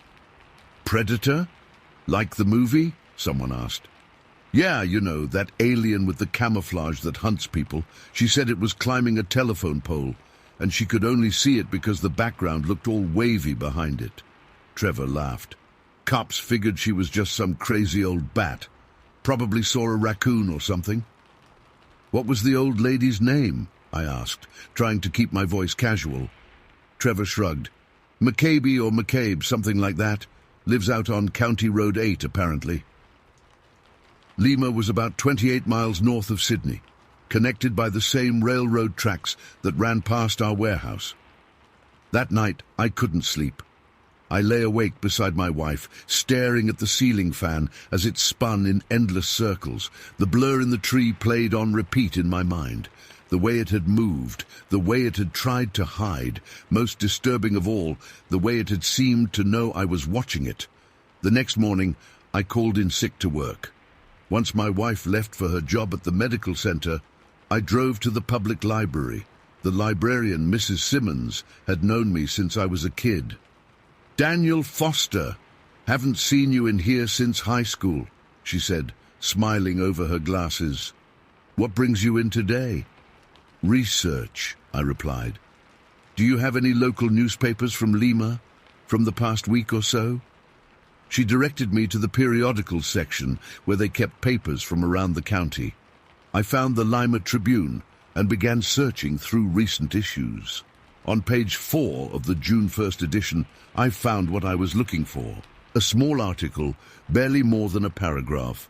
Local resident reports unusual sighting. Lima police responded to a call from Eleanor McCabe, 73, on Saturday evening regarding what she described as an invisible creature near her property on County Road 8. Officers found no evidence of disturbance. McCabe, who lives alone, declined further comment. Police attributed the call to possible confusion or vision issues related to age. My hands trembled as I read the article a second time. Eleanor McCabe had seen something, the same something I'd seen, using the same railroad tracks. I spent the rest of the morning searching online for similar reports. Invisible creature sightings. Predator-like blurry figure. Camouflaged, being in trees. Most results led to movie discussions or conspiracy theory sites. Nothing concrete, nothing that matched what I'd seen. But Eleanor McCabe had seen it too. I wasn't crazy. 2 days later, I drove to Lima. I told my wife I needed to pick up a part for my truck that was only available at a specialty shop there. In reality, I had County Road 8 programmed into my GPS. The McCabe property sat back from the road, a modest white farmhouse with peeling paint and a large front porch. A gravel driveway led to a detached garage. Behind the house, a field of corn stretched toward the horizon. And about a quarter-mile to the west, I could see the railroad tracks cutting through the landscape. I parked on the street and approached the house, heart pounding in my chest. What was I doing here? This was insane. I was about to harass an elderly woman based on a newspaper snippet and a hallucination I'd had at work. Before I could turn back, the front door opened. A small woman with white hair and sharp eyes stood in the doorway. She wore blue jeans and a floral blouse, with reading glasses hanging from a chain around her neck. "You gonna stand there all day, or you coming up to the porch?" she called out. I blinked in surprise. "Mrs. McCabe." "That's me, and you're not selling anything I need, so state your business." I climbed the 3 steps to her porch. "My name is Daniel Foster. I'm from Sydney, down south. I hesitated, then decided to just say it. "I read about your sighting in the paper, the invisible creature." Her face changed instantly. The annoyed expression disappeared, replaced by something like relief, mixed with fear. "You've seen it too," she said, not a question. I nodded. She glanced past me, scanning the road and the fields beyond. "Come inside. We shouldn't talk about this where it might hear." Her living room was neat and modestly furnished, with photographs covering most of one wall. She directed me to an armchair while she settled on the sofa. "When did you see it?" she asked without preamble. "May 19th, at the warehouse where I work. It was in a tree, about 50 feet up." My mouth felt dry. "I could only see it because it was blurry, like looking through distorted glass." Mrs. McCabe nodded. "That's it. That's exactly what I saw. Only mine was climbing a telephone pole by the tracks." She pointed out her window toward the railroad. "It moved like nothing I've ever seen. Fast. Deliberate. At first I thought it was a lineman working on the wires, but no truck was parked nearby. And then I realized I could see through parts of it." "Did it see you?" I asked. "Oh, yes." She removed her glasses, rubbing the bridge of her nose. "It stopped climbing when I stepped onto my back porch. Just froze there on the pole. Then I don't know how to describe it. It flattened itself against the pole like it was trying to hide. But it was too big. Just like what I'd seen in the tree." "What do you think it is?" I asked, leaning forward in my chair. Mrs. McCabe was silent for a long moment. "My husband worked for the railroad for 41 years before he passed. He used to tell stories about strange things engineers would see along remote stretches of track. Lights in the sky. Animals that didn't look quite right. Once, back in '87, an entire train crew reported seeing a man walking alongside the tracks in the middle of nowhere. When they slowed to check on him, he vanished into thin air." She stood and walked to the window. "The tracks connect places," she continued. "They run through wilderness, where people rarely go. Perfect highways for something that doesn't want to be seen." I thought about the railroad tracks behind my warehouse, how they stretched north through miles of fields and forests, all the way to Lima, all the way to Mrs. McCabe's property. "Do you think there's more than one?" I asked. She turned to face me. "I hope not, but I've been thinking about something. The police didn't believe me because I'm just a crazy old lady. Why do you think it let us see it at all, even if by accident?"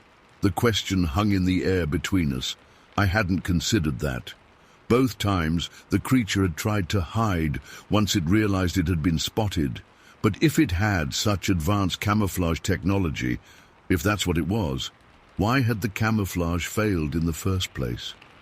"Maybe it can only stay invisible when it's not moving," I suggested. "Or maybe the sunlight affected whatever it uses to hide." "Or maybe," Mrs. McCabe said quietly, "it wanted us to see it. Just enough to question ourselves, just enough to sound crazy when we tried to tell others." A chill ran down my spine at the thought. I drove home from Lima with more questions than answers. Mrs. McCabe and I had exchanged phone numbers, promising to contact each other if either of us saw the creature again. She'd given me a parting piece of advice. Don't look for it. If it knows you can see it, it might decide you're a problem. For weeks afterward, I found myself constantly scanning the tree line, the train tracks, the towers near the warehouse. Nothing unusual appeared. Life returned to normal, or what passed for normal, now that I knew something unnatural moved through our world. I began researching similar encounters online. Most were easily dismissed as hoaxes or misidentifications, but a few stood out. Reports from Arizona, British Columbia, rural Pennsylvania, all describing the same phenomena. A blurry patch that moved with purpose. Always near railroad tracks or power lines, always in places where wilderness and human development intersected. On July 13th, nearly 2 months after my initial sighting, Mrs. McCabe called me. "It's back," she said without greeting. "Same spot by the tracks. But this time, there's 2 of them." I left work immediately, claiming a family emergency. The drive to Lima took 40 minutes with me pushing well above the speed limit the entire way. When I arrived at her house, Mrs. McCabe was waiting on the front porch with binoculars. "They're still there," she said, handing me the binoculars. "By the signal box." I followed her around the side of the house to her backyard. From there, we had a clear view of the railroad tracks about a quarter-mile away. A small metal structure, the signal box, stood beside the tracks. I raised the binoculars and adjusted the focus. At first I saw nothing unusual, just the metal box, the tracks, the surrounding vegetation. Then I noticed it, that same visual distortion I'd seen before. 2 blurry patches, one on either side of the signal box. They seemed to be working on it, though I couldn't make out any tools or specific actions. "What are they doing?" I whispered. "I don't know," Mrs. McCabe replied. "They've been at it for about an hour. Sometimes one disappears completely, then reappears a few minutes later. As we watched, one of the blurs moved away from the signal box and appeared to look in our direction. I couldn't see eyes or a face, just that same indistinct distortion against the background. But somehow, I knew it was looking right at us. "It sees us," I said, lowering the binoculars. Mrs. McCabe nodded. "I know." The blur by the signal box turned and began moving toward us, not walking, more like a smooth glide across the ground, too fast for a human. The second blur followed.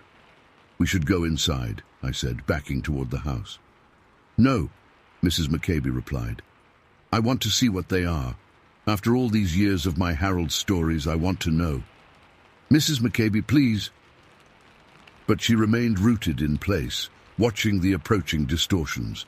They moved quickly, covering the quarter-mile in less than a minute.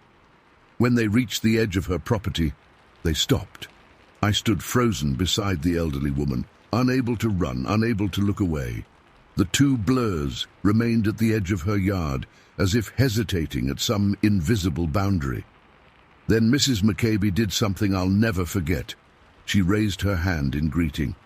"We see you," she called out. "What do you want?" For what felt like an eternity, nothing happened. The blurs remained motionless. Then, slowly, one raised what might have been an arm and pointed at the house behind us. Not at us, at the house. At something inside. Mrs. McCabe turned to look at her home, then back at the creatures. "I don't understand," she said. The pointing blur shifted its position slightly. Now it aimed more specifically at the wall of photographs I'd seen during my first visit. A chill ran through me. "Mrs. McCabe, I think we should—" I never finished the sentence. A high-pitched whine cut through the air, and both blurs suddenly vanished completely. Not the partial camouflage from before, total invisibility. The only evidence they had been there at all was a slight depression in the grass where they had stood. Mrs. McCabe grabbed my arm. "Come inside, quickly." Back in her living room, she went straight to the photo wall.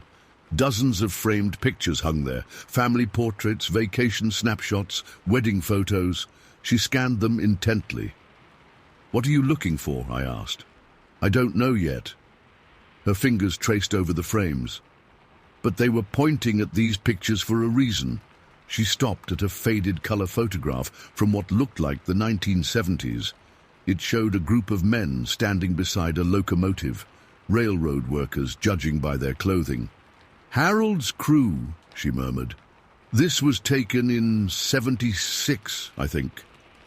I looked over her shoulder at the photo. 6 men stood in a line, all wearing similar work clothes. Nothing unusual caught my eye. "Do you see something strange in the picture?" I asked. Mrs. McCabe shook her head. "No, but—" She trailed off, staring at the image. "Wait, this was taken the week before 2 of these men disappeared." She pointed to the men on the far left and far right of the group. Jim Hollister and Pete Dawkins. They were working a night shift, checking tracks after a storm. Never came back. The official report said they must have been struck by an unscheduled train, but their bodies were never found. I studied the faces of the men who had vanished. Ordinary guys, working men, nothing to suggest what fate awaited them. "You think the creatures had something to do with their disappearance?" I asked.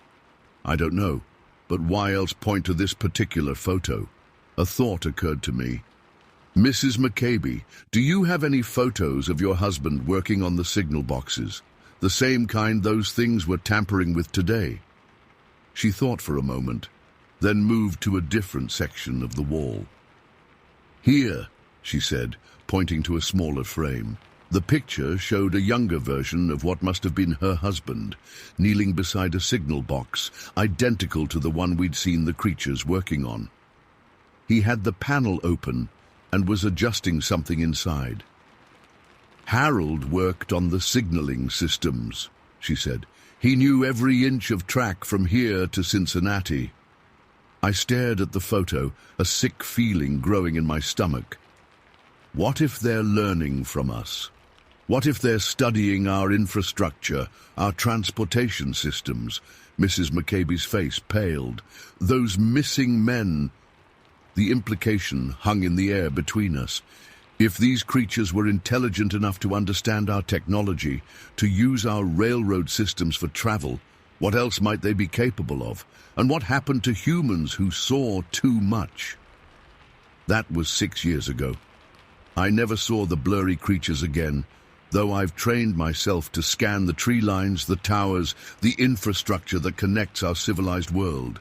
Mrs. McCabe passed away last winter, natural causes, according to her obituary. Before she died, she mailed me a package containing all her husband's railroad journals and the photographs from her wall. I've gone through them dozens of times, looking for clues. Harold McCabe had documented numerous strange occurrences along the tracks during his 4 decades with the railroad. Unexplained lights, equipment that had been tampered with by vandals who left no footprints, maintenance workers who claimed to hear voices or see shadows where no one should be. Sometimes I drive out to the tracks behind my old warehouse. I don't work there anymore, couldn't handle being so close to where I first saw it.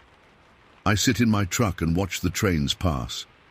I wonder what might be riding them, invisible to almost everyone, moving between our cities, learning about us. As a kid, I used to pray for something extraordinary to happen to me, some amazing discovery or supernatural encounter that would make my life special. Be careful what you wish for. Some things once seen can't be unseen. Some knowledge can't be unlearned. The trains still run. The creatures are still out there. And sometimes, when the wind is right and the birds go silent, I know they're watching. Alas, story 12. I check my watch. 6:17 p.m. 4 more minutes of legal hunting time left, though the chances of a deer showing up now were slim to none. The evening had been quiet. Too quiet for a successful hunt, but peaceful enough that I didn't mind. My tree stand, 15 feet up an old oak, gave me a good view of the clearing to the east. The setting sun warmed my back as I leaned against the trunk, my rifle secured beside me. My name is Jan McCabe, and I've been hunting these woods outside of Pine Creek for nearly 20 years. I know every trail, every bedding area, and the typical sounds of these woods as intimately as I know my own breathing. I decided to snap a quick self-portrait before packing up. Nothing fancy, just something to send to my brother Tom, who'd moved to Arizona last year and missed our hunting trips. I pulled out my phone, held it at arm's length, and angled it to catch the sunset behind me. That's when I noticed the time, 6:21 p.m., and in that exact moment, everything changed. The woods went silent. Not quiet, silent. The constant background noise of the forest, the rustling squirrels preparing for winter, the evening birds calling to each other, the crickets starting their nightly symphony, all of it just stopped. The sudden absence hit me like a physical force. I froze, my finger hovering over the camera button. In 20 years of hunting, I'd never experienced anything like this. Animals go quiet when they sense a predator, sure, but not everything at once. And not this completely. This felt wrong. My skin prickled with goosebumps despite the mild evening temperature.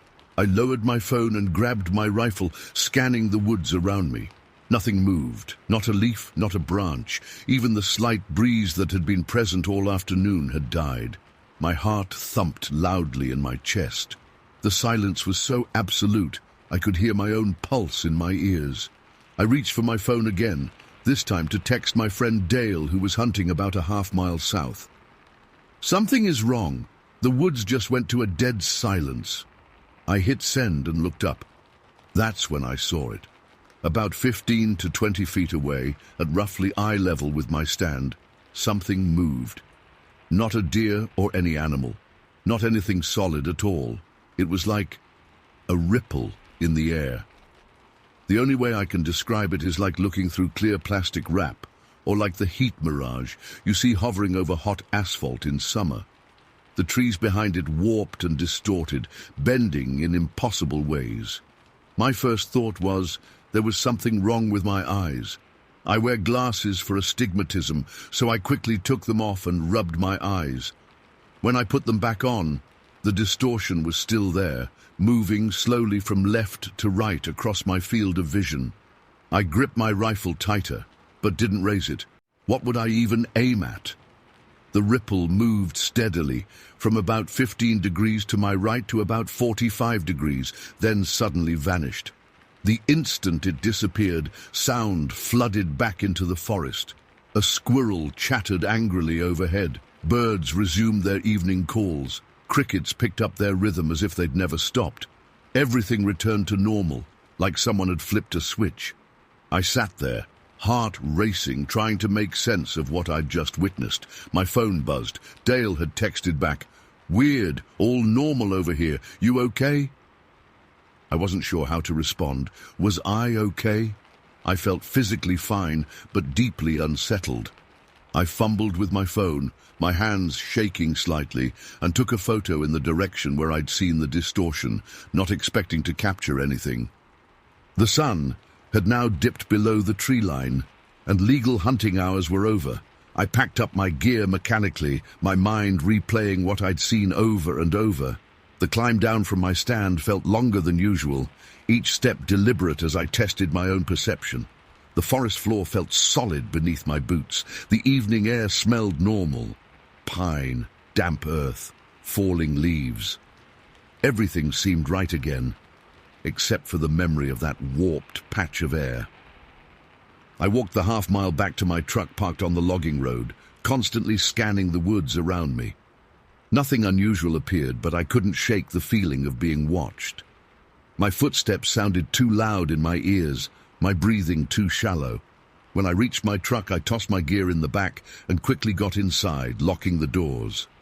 I sat there for a moment, the engine off, just breathing. The cab of my old Ford F-150 felt secure, familiar. I took out my phone and looked at the photo I'd taken after the distortion disappeared. What I saw made my blood run cold. Where there should have been just trees and undergrowth, a strange, blurred shape appeared. Not distinct enough to identify, but definitely not a normal part of the forest. It looked almost like a tall, thin shadow with edges that didn't quite line up with anything around it. I started the truck and headed home, my hands gripping the steering wheel too tightly. The familiar roads of Pine Creek County passed by outside my windows as darkness settled fully over the landscape. I tried to rationalize what I'd seen. Maybe it was just a strange atmospheric effect. Maybe my eyes had played tricks on me after hours of staring at the woods, but the photo, that was harder to explain away. My house sits on 3 acres at the edge of town, a small ranch-style place I'd bought after my divorce 7 years ago. I pulled into the gravel driveway, the headlights sweeping across the front porch, where my black lab, Tucker, waited. His tail wagged as I approached, and the normalcy of his greeting brought me some comfort. "Hey, boy," I said, scratching behind his ears. "You wouldn't believe the evening I've had." Inside, I hung up my jacket and placed my rifle in the gun cabinet. Tucker followed me to the kitchen, where I pulled a beer from the fridge and leaned against the counter. The clock on the microwave read 7:43 p.m. Less than 2 hours had passed since the strange incident, but it felt much longer. My phone rang, startling me. It was my nephew, Jason, a senior at Pine Creek High. "Aunt Jan, you hunting today?" he asked without preamble. "Yeah, just got home." "Why?" "Where were you set up? Near the old Miller property?" I frowned. "Yeah, my usual spot. What's going on, Jason?" His voice dropped lower, excited. "We were at band practice on the football field. Around 6:20 or so, we all saw these lights in the sky, toward the southeast. That's about where your stand is, right? About a mile or so from the school." My hand tightened around the beer can. "What kind of lights?" It was weird. First, there was this really bright white light that just appeared out of nowhere. It moved sideways for a few seconds, then just vanished. Then maybe 5 minutes later, there was another one, but amber-colored this time. I tried to keep my voice steady. "Did anyone else see this?" Everyone did. The whole band, Coach Mercer, even Principal Dawson, who was leaving the parking lot. Practice basically stopped. And get this, Ellie Jenkins, she's a senior, said the exact same thing happened last year during band practice. Same spot in the sky and everything. I took a long swallow of beer, trying to process this information. "What time did you say this happened?" "Around 6:20, 6:25 maybe. We check the time when we take breaks." Right when the woods went silent, right when I saw the distortion. "Aunt Jan, you still there?" "Yeah, sorry, just thinking." I paused, unsure how much to share. "Jason, I saw something strange in the woods today around that same time." "What, like the lights?" "No, not lights. It was..." I struggled to describe it. It was like a distortion in the air, like looking through clear plastic wrap. And right before I saw it, all the animals went completely silent. "Whoa!" I could hear the excitement building in his voice. "That's intense. You think it's connected to what we saw?" "I don't know," I admitted. "Maybe." "Man, wait till I tell Ellie. She's been saying there's something weird in those woods for years. Her dad used to talk about seeing strange lights out there back in the 90s. After I hung up with Jason, I sat at my kitchen table and opened my laptop. The photo I'd taken looked even stranger on the larger screen. The blurred shape had a distinct edge to it, unlike anything that should have been in that part of the forest. I zoomed in, trying to make sense of it, but the image just became more pixelated and unclear. I spent the next hour searching online for explanations: ball lightning, swamp gas, some kind of rare atmospheric phenomenon. Nothing quite matched what I'd experienced. The complete silence of the forest was particularly troubling. Nothing in my searches explained how every creature could go quiet simultaneously. Sleep didn't come easily that night. I kept replaying the scene in my mind. The sudden silence, the rippling air, the strange photo. Tucker sensed my unease, staying close by my bed instead of sleeping in his usual spot in the living room. Morning brought a thin layer of fog across my property, not unusual for October in Pine Creek. I made coffee and called Dale, asking if he wanted to meet me at Dottie's diner for breakfast. I needed to talk to someone level-headed about what had happened. Dale Hargrove has been my hunting buddy for 12 years. A retired state trooper with a no-nonsense attitude. He's the most practical person I know. If anyone could help make sense of this, it would be him. Dottie's was busy with the usual Saturday morning crowd when I arrived. Dale had already claimed our regular booth by the window and was working on his first cup of coffee. "You look like hell, Jan," he said, as I slid into the seat across from him. "Thanks. Didn't sleep much." I ordered coffee from Dottie's daughter Shelley, who'd been waiting tables there since we were in high school together. Once she walked away, Dale leaned forward. "So what happened out there yesterday? Your text had me worried."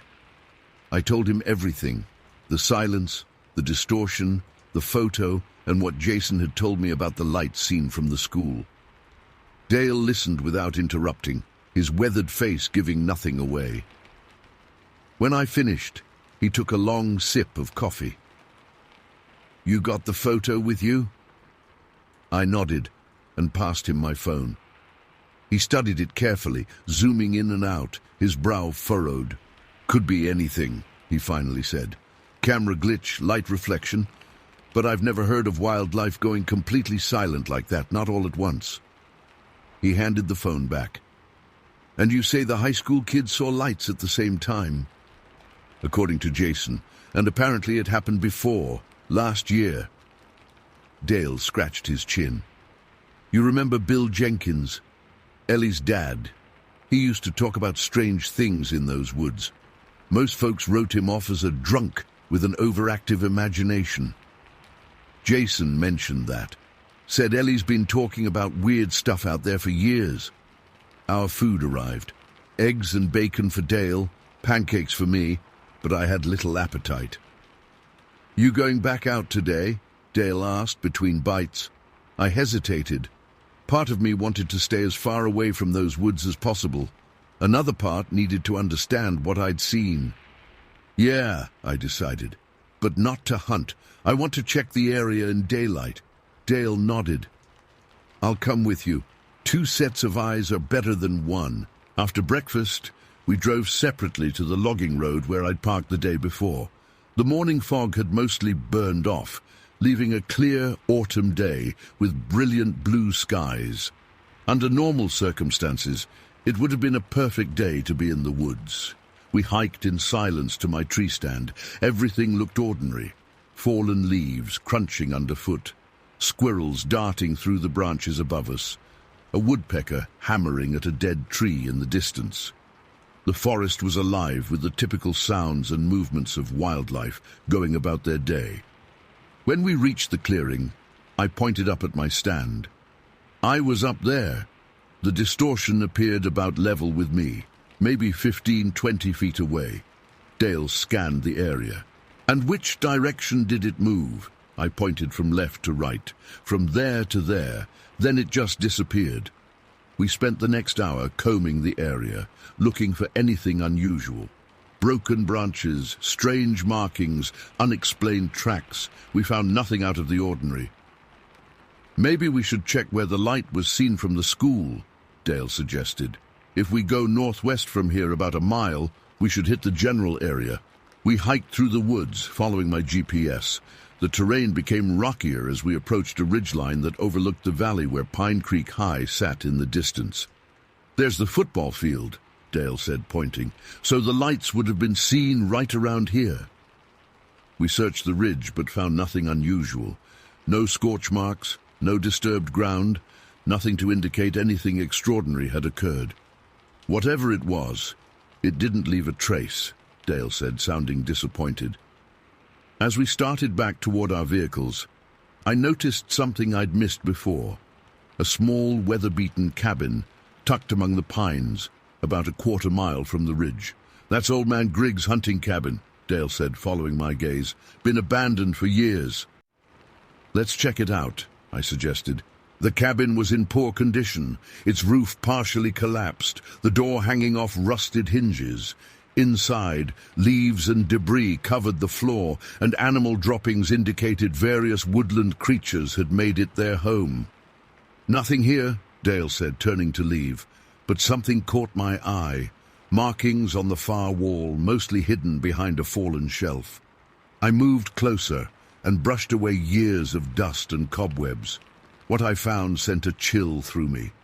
Scratched into the wood were crude drawings, shapes that looked disturbingly similar to the distortion I'd seen, alongside circles and lines that might have represented lights in the sky.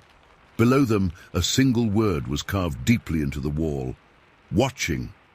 "Dale," I called, my voice shaking slightly. "You need to see this." He came over and stared at the markings. "Well, I'll be damned. These look like what I saw. The distortion." Dale ran his fingers over the carvings. "Could be coincidence. Kids probably break in here all the time, leave their marks." But we both knew these weren't fresh. The edges were weathered, the cuts darkened with age. "Griggs was always a strange one," Dale said quietly. "Kept to himself. Claimed he saw things in the woods no one else did. That's why folks avoided him." We took photos of the carvings and left the cabin, both of us quieter on the hike back to our vehicles.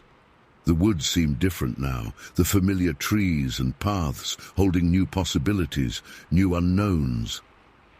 Back at my truck, Dale placed a hand on my shoulder. "Jan, whatever you saw out there, whatever those kids saw, there's probably a logical explanation." I nodded, not believing it, but appreciating his attempt to rationalize the situation. "Maybe," I said. "But I'm going to keep looking into this. There's something happening in these woods, Dale. Something that's been happening for years, maybe decades, and no one's been paying attention." As I drove home, my mind raced with questions. What was the distortion I'd seen? How did it connect to the lights witnessed by the high school students? And most importantly, what had Old Man Griggs encountered in these woods years ago that drove him to carve those warnings into his cabin wall? I didn't have answers, but I knew one thing for certain. I would be returning to those woods, not just to hunt deer, but to hunt for the truth behind what walked unseen among the trees of Pine Creek. Story 13. I've never told the complete story all at once before. When I try explaining just one of these incidents to people, they look at me like I'm spinning tall tales or had too much bourbon around the campfire. But what happened to me out there in the wilderness wasn't imagination or tricks of light. There were 3 encounters that changed how I see the world, and even now, decades later, they still keep me up some nights. My name is Lawrence Morgan. I've spent most of my life in the outdoors, hunting, fishing, hiking, camping, anything to get away from the noise of civilization and into the quiet places where the air tastes cleaner. I was raised to respect nature, but never to fear it. My daddy taught me how to track, how to read the weather, how to move through the forest without disturbing everything around me. By the time I was 12, I knew more about surviving in the wild than most grown men. But nothing he taught me prepared me for what I would encounter out there. The first time it happened, I was just a kid, 12 or 13 years old. It was summer break, and our family was staying in a cabin between Canmore and Banff. My folks weren't the hovering type. They believed in letting a boy explore and learn independence, so I often went hiking by myself. That particular morning, I'd set out early to follow a stream that ran up into the hills. It was a clear day, warm but not hot, perfect for hiking. The trail was well worn and easy to follow, winding alongside the stream where water bubbled over smooth rocks. Nothing felt out of the ordinary as I started out. I had my small day pack with a sandwich, an apple, and a canteen of water. In my pocket was the folding knife my grandfather had given me for my 12th birthday.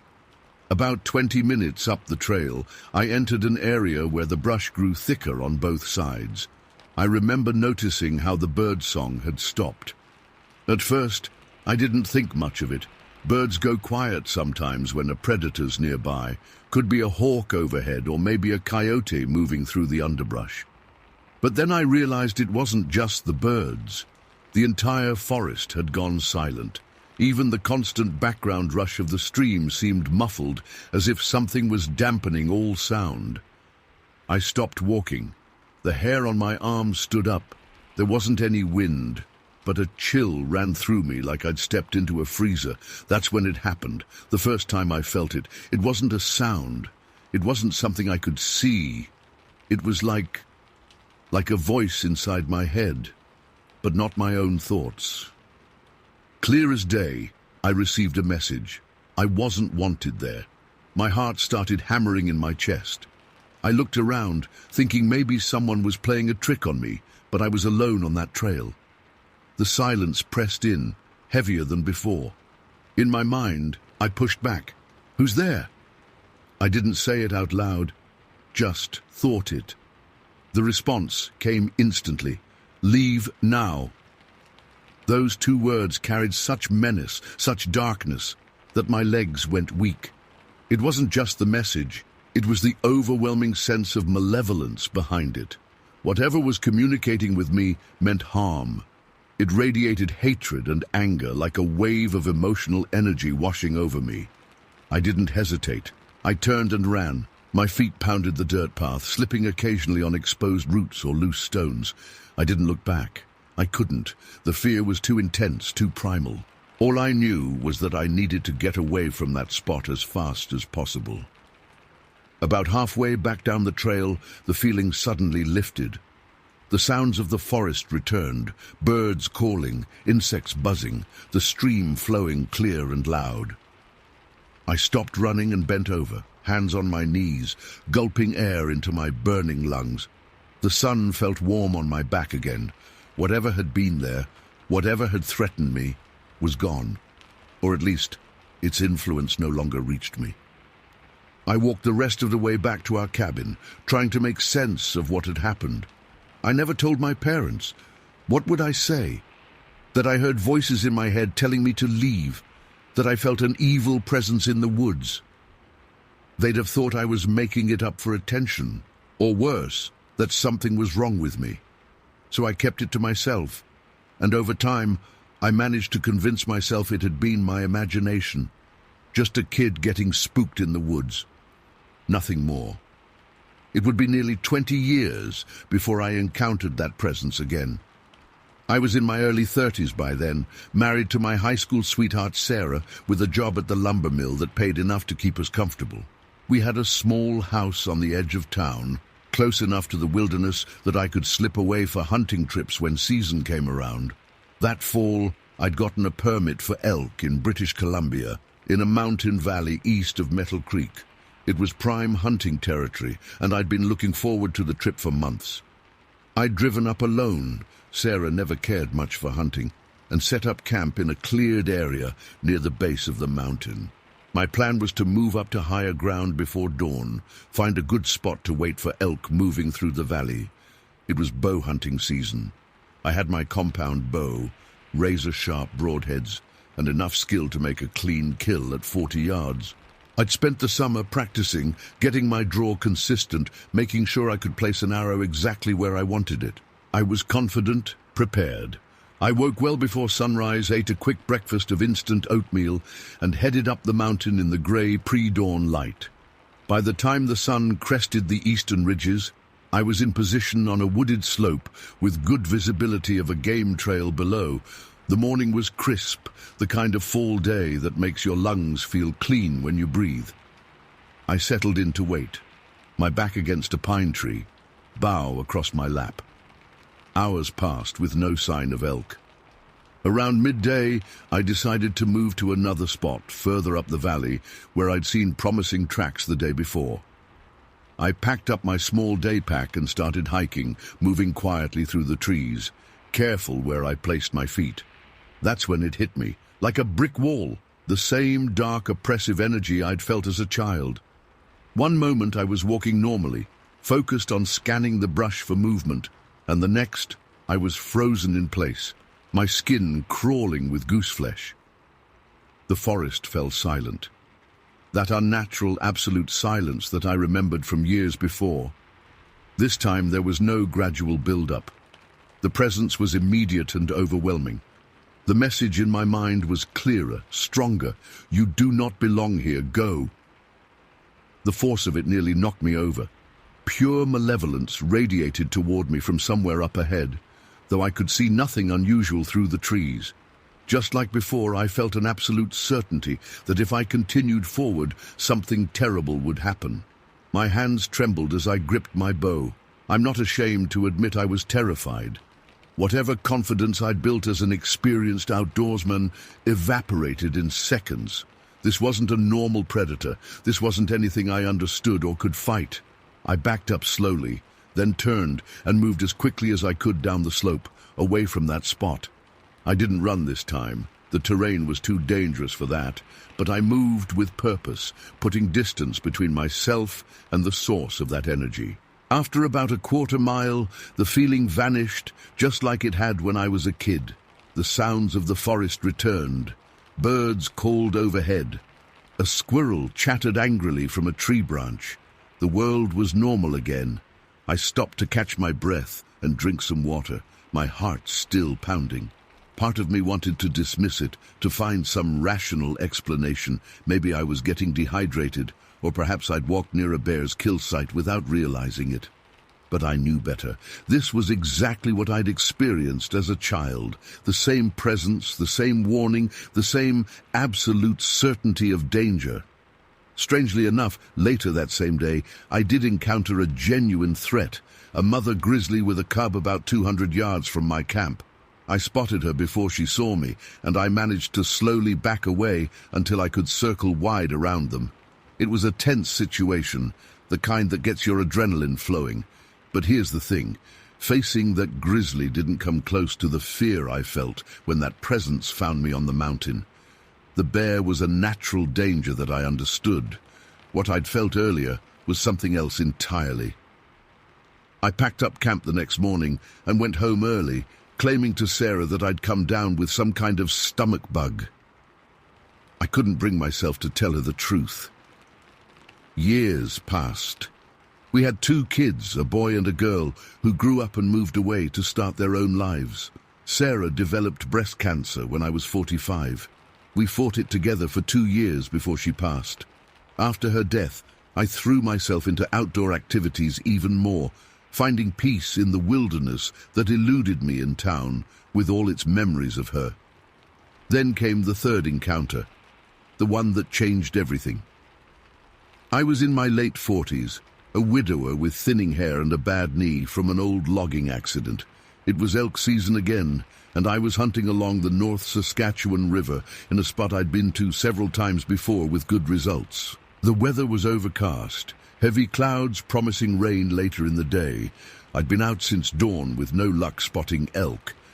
Around mid-morning, I came across a patch of wild blueberries growing on a south-facing slope.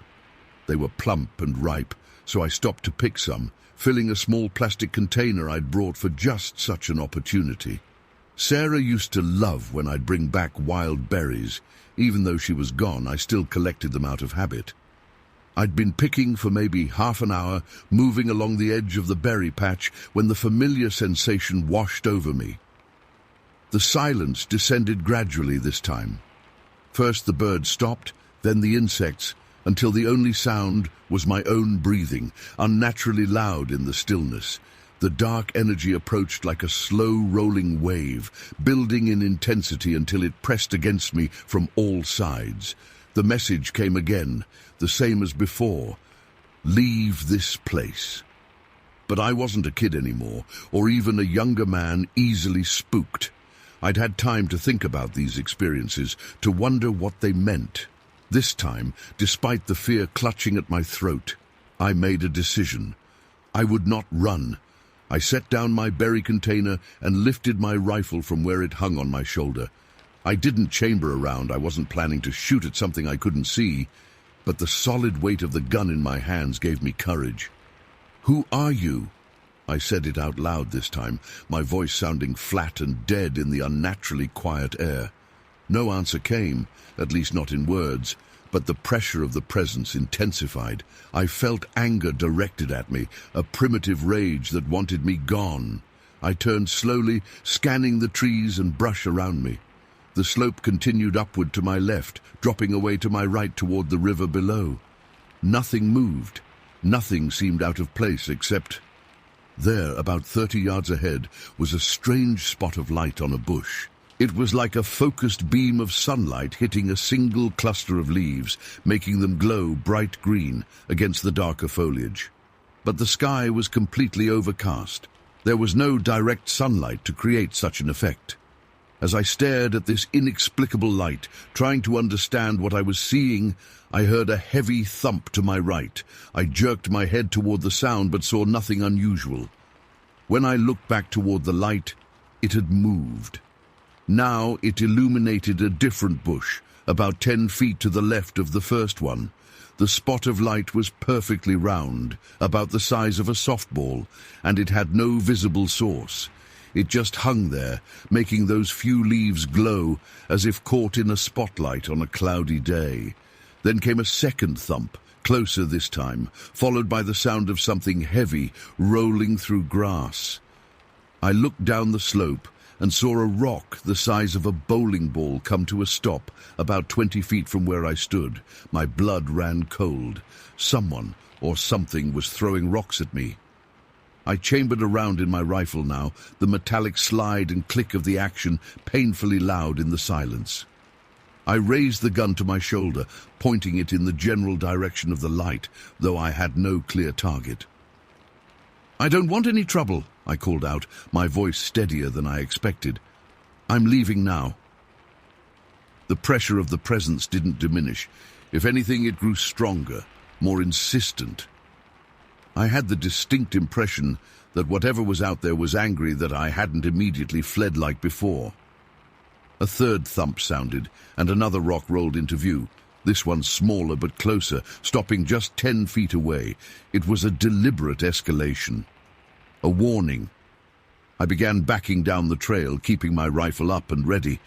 The strange light blinked out suddenly, leaving the forest looking dim and grey under the cloudy sky. But the presence remained, a weight of malevolence that pushed against me as I retreated. I maintained this careful backward movement for nearly 5 minutes before the feeling began to fade. Just like the previous times, there came a point where the presence simply couldn't or wouldn't follow. The sounds of the forest gradually returned, starting with the distant call of a crow, then the rustle of wind through leaves, until the normal background noise of the wilderness surrounded me again. I lowered my rifle but kept a round chambered as I hiked back to my truck. I didn't run, but I didn't dawdle either. Once there, I sat behind the wheel for a long time, trying to process what had happened. This was different from the other encounters. This time there had been physical evidence, the inexplicable light, the rocks that had been thrown toward me. Whatever was out there, it wasn't just a feeling or a voice in my head. It could affect the physical world. The drive home was a blur. My mind was racing, trying to fit these 3 experiences into some kind of framework that made sense. What had I encountered out there? What kind of entity could project thoughts into a person's mind, create unnatural light, and throw rocks, all while remaining unseen? For years, I kept these stories mostly to myself. I told a couple of hunting buddies about the last incident, framing it as a strange experience with someone possibly trying to scare me off public land. They suggested it might have been another hunter trying to claim territory, or maybe kids playing a dangerous prank. But neither explanation accounted for the psychic communication or the inexplicable light. It wasn't until recently, in my 60s now and retired from the mill, that I began researching similar experiences. I started looking into unexplained phenomena in wilderness areas, reading accounts from other outdoorsmen and women who'd had encounters they couldn't explain. That's when I found the Bigfoot reports. Now, I've always been skeptical about Bigfoot. The idea of a giant ape man living in North American forests without clear evidence seemed far-fetched. But as I read through accounts from seemingly credible witnesses, I noticed patterns that matched aspects of my own experiences. Many reports described feelings of dread or being watched. Some mentioned telepathic communication, warnings to leave an area. Others talked about rocks clacking or objects being thrown. A few even mentioned strange lights or orbs associated with these creatures. I'm not saying what I encountered was Bigfoot. I never saw a large, hairy hominid walking through the trees. But the similarities between these accounts and my experiences are striking enough that I can't dismiss the connection entirely. Whatever was out there, whatever forced me away from those places in the wilderness, it was intelligent enough to communicate, powerful enough to instill paralyzing fear, and physical enough to throw rocks. It could remain hidden while observing me, and it very clearly had territory it considered its own. I'm 67 now. My knees aren't what they used to be, and I don't venture as deep into the backcountry as I once did. But I still hunt, still fish, still find peace in the natural world. I've never again encountered that presence, that watcher in the woods. Maybe our paths just haven't crossed. Or maybe, having shown me it was real, having given me tangible evidence with those thrown rocks, it's satisfied that I now know to respect its boundaries.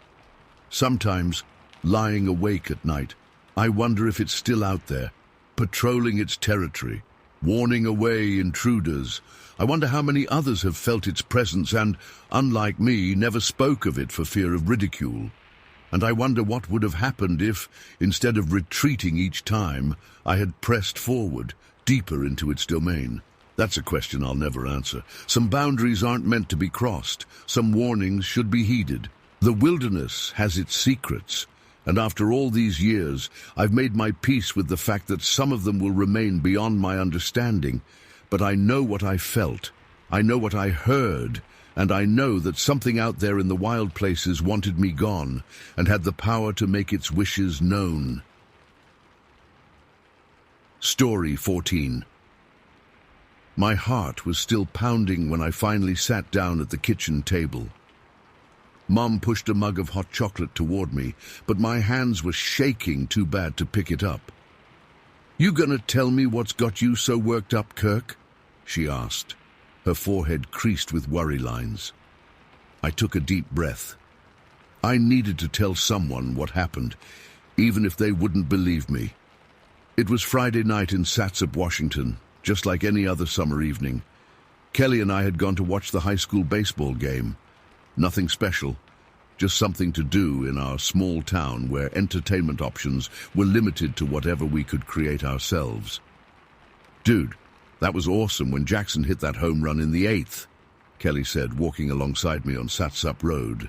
The streetlights were spaced too far apart, leaving pools of yellow light with long stretches of darkness between them. "Yeah, Coach is finally letting him start." "About time," I replied, zipping up my hoodie against the night chill. It was nearly 10:30 p.m., and the temperature had dropped fast after sunset. We'd stayed later than planned. My mum would be worried, but not mad. At 16, I had some freedom, especially in Satsop, where everybody knew everybody. Kelly lived 3 houses down from me, so we always walked home together after games. The night was quiet except for the crunch of our sneakers on the gravel shoulder and the distant sound of frogs from the river about half a mile away. A car passed us, headlights momentarily blinding, then darkness again. "Hey, Kirk, what's that?" Kelly's voice sounded strange. I turned to look where he was pointing, back toward the intersection with Stevens Road we'd passed a minute earlier. Something dark stood by the road sign. I squinted. The shape was tall, too tall for the sign. "Just a road sign, man," I said, but even as the words left my mouth, I knew it wasn't. Road signs don't move, and this thing had just moved. "That's not a sign," Kelly whispered, grabbing my arm. "It's—" The shape took a step forward into the dim glow of a distant streetlight. It was massive, taller than any man I'd ever seen, and wide. The silhouette was unmistakably shaped like a person, but wrong, too big, too bulky. "Run," I said, my voice barely audible even to myself. Neither of us needed convincing. We bolted, sprinting down Satsup Road toward our neighborhood. I looked back after 10 seconds of running. The shape was following us, not running exactly, but moving fast with long strides that ate up the distance between us, despite our head start. It stayed in the shadows, avoiding the streetlights, but I could see enough to know it wasn't human. "It's coming!" I shouted to Kelly, who was a few feet ahead of me. "Don't look back," he yelled. "Just run." We reached the last house before our street, the Moore place. Mrs. Moore was a widow who lived alone since her husband died 2 years ago. Her split-rail fence marked the boundary between the more rural part of Satsup and our neighborhood. Without hesitation, we vaulted over the fence, our feet landing hard on her neatly trimmed lawn. I felt a stitch developing in my side, my breath coming in ragged gasps. We sprinted across her yard to the front door, nearly tripping over a garden hose coiled like a snake. Kelly reached the door first and pounded his fist against it. "Mrs. Moore, help, please open up." I turned to look back at the road. The shape had stopped at the fence. It stood there, perfectly still, watching us. Even in the dim light, I could tell it was covered in hair. It was at least 7 feet tall, maybe more. "Please," I shouted, joining Kelly in hammering on the door. "Someone's after us." The porch light flicked on, temporarily blinding us. The door opened a crack, and Mrs. Moore's concerned face appeared. "Kirk? Kelly? What in heaven's name are you boys doing?" "Please let us in," Kelly begged. "Something's chasing us." Mrs. Moore opened the door wider, recognizing us as neighbors. "Come inside, quickly now." We stumbled into her living room, the warmth and light a stark contrast to the terror outside. The TV was on, playing some crime show. Mrs. Moore closed the door behind us. "What's this about someone chasing you?" she asked, pulling her robe tighter around herself. "There's something out there," I gasped, trying to catch my breath. "By your fence. It followed us from Stevens Road." Mrs. Moore frowned. "Probably just some older kids trying to scare you. Let me take a look." "No, Mrs. Moore, don't," Kelly started, but she was already heading to the door. "I've lived in Satsup for 40 years, she said firmly. "Nobody's going to be threatening children on my property." She opened the front door and stepped onto the porch. I followed close behind, peering around her shoulder. The thing was halfway across her yard now. In the light from the porch, I could see it clearly for the first time. It was covered in dark brown hair, matted in places. It walked upright on 2 legs, swinging long arms at its sides. The face was flat with a pronounced brow ridge, somewhere between human and ape, but neither exactly. Its eyes caught the light and reflected back yellow. Mrs. Moore made a strangled noise in her throat. The creature took another step forward. "Oh my God," she whispered. Then louder, "Oh my God." She backpedaled so fast she nearly knocked me over, slamming the door shut and turning the deadbolt with trembling fingers. "What is that thing?" she hissed, her face bone white. "I don't know," I said, but I did know. We all knew. There had been stories in Satsup for generations. Campers and hikers occasionally reported sightings in the forests around Mount Rainier, but those were always distant glimpses, maybe just bears standing on hind legs. This was no bear. "Sasquatch," Kelly said, voicing what we were all thinking. "It's a Sasquatch." Mrs. Moore moved to the window, carefully pulling back the curtain an inch. I stood beside her, my heart hammering against my ribs.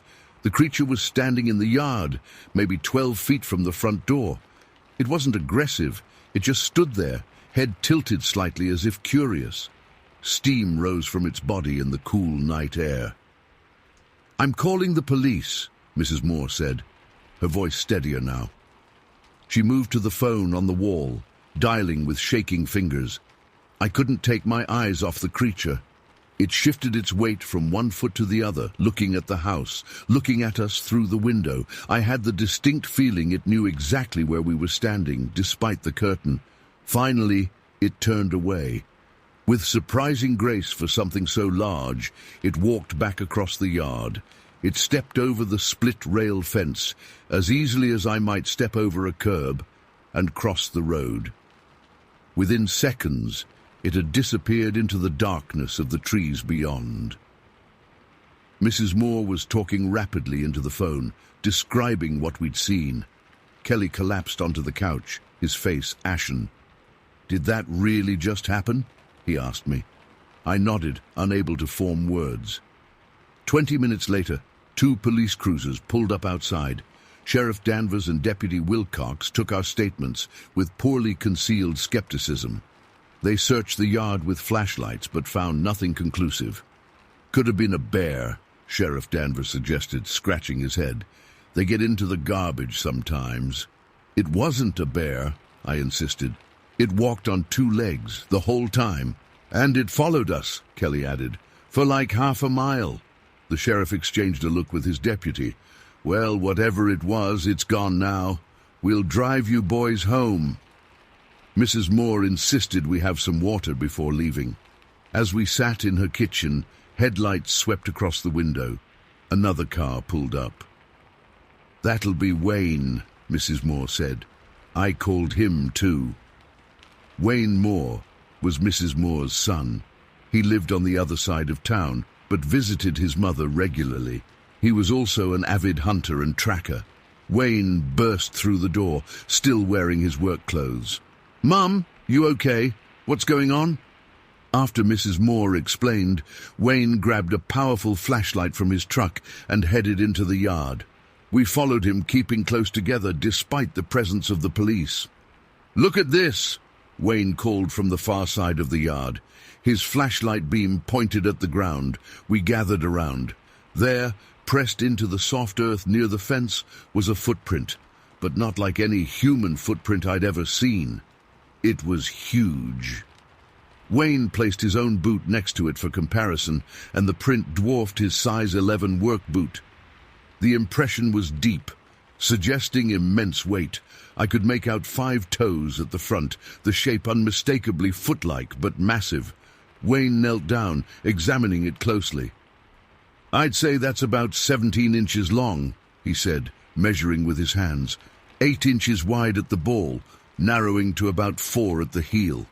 "Jesus," Sheriff Danvers muttered. Wayne stood up, playing his flashlight along the ground. "There's more, a whole trail of them." We followed Wayne as he tracked the footprints across the road and into the woods. The trail was clear, massive footprints leading away from Mrs. Moore's house. I stayed close to Kelly, both of us jumpy at every sound from the dark forest. The footprints led straight to the river, about a quarter mile from the road. There, at the riverbank, the trail ended. "Looks like it went into the water," Wayne said, shining his light across the slow-moving current. "Smart. Harder to track that way." Sheriff Danvers cleared his throat. "Look, I'm not saying I believe in Bigfoot or anything, but these tracks are real enough. I'll file a report." The walk back to the road was tense. Every shadow seemed to hide a 7-foot monster. Every rustle of leaves made us freeze. Back at Mrs. Moore's house, Deputy Wilcox drove Kelly and me home. My parents were waiting on the porch, worried by the police car. I told them everything, expecting disbelief. Instead, my father grew quiet. "Did it try to hurt you?" he asked finally. "No," I said. "It just followed us, and then came into the yard, like it was curious." Dad nodded slowly.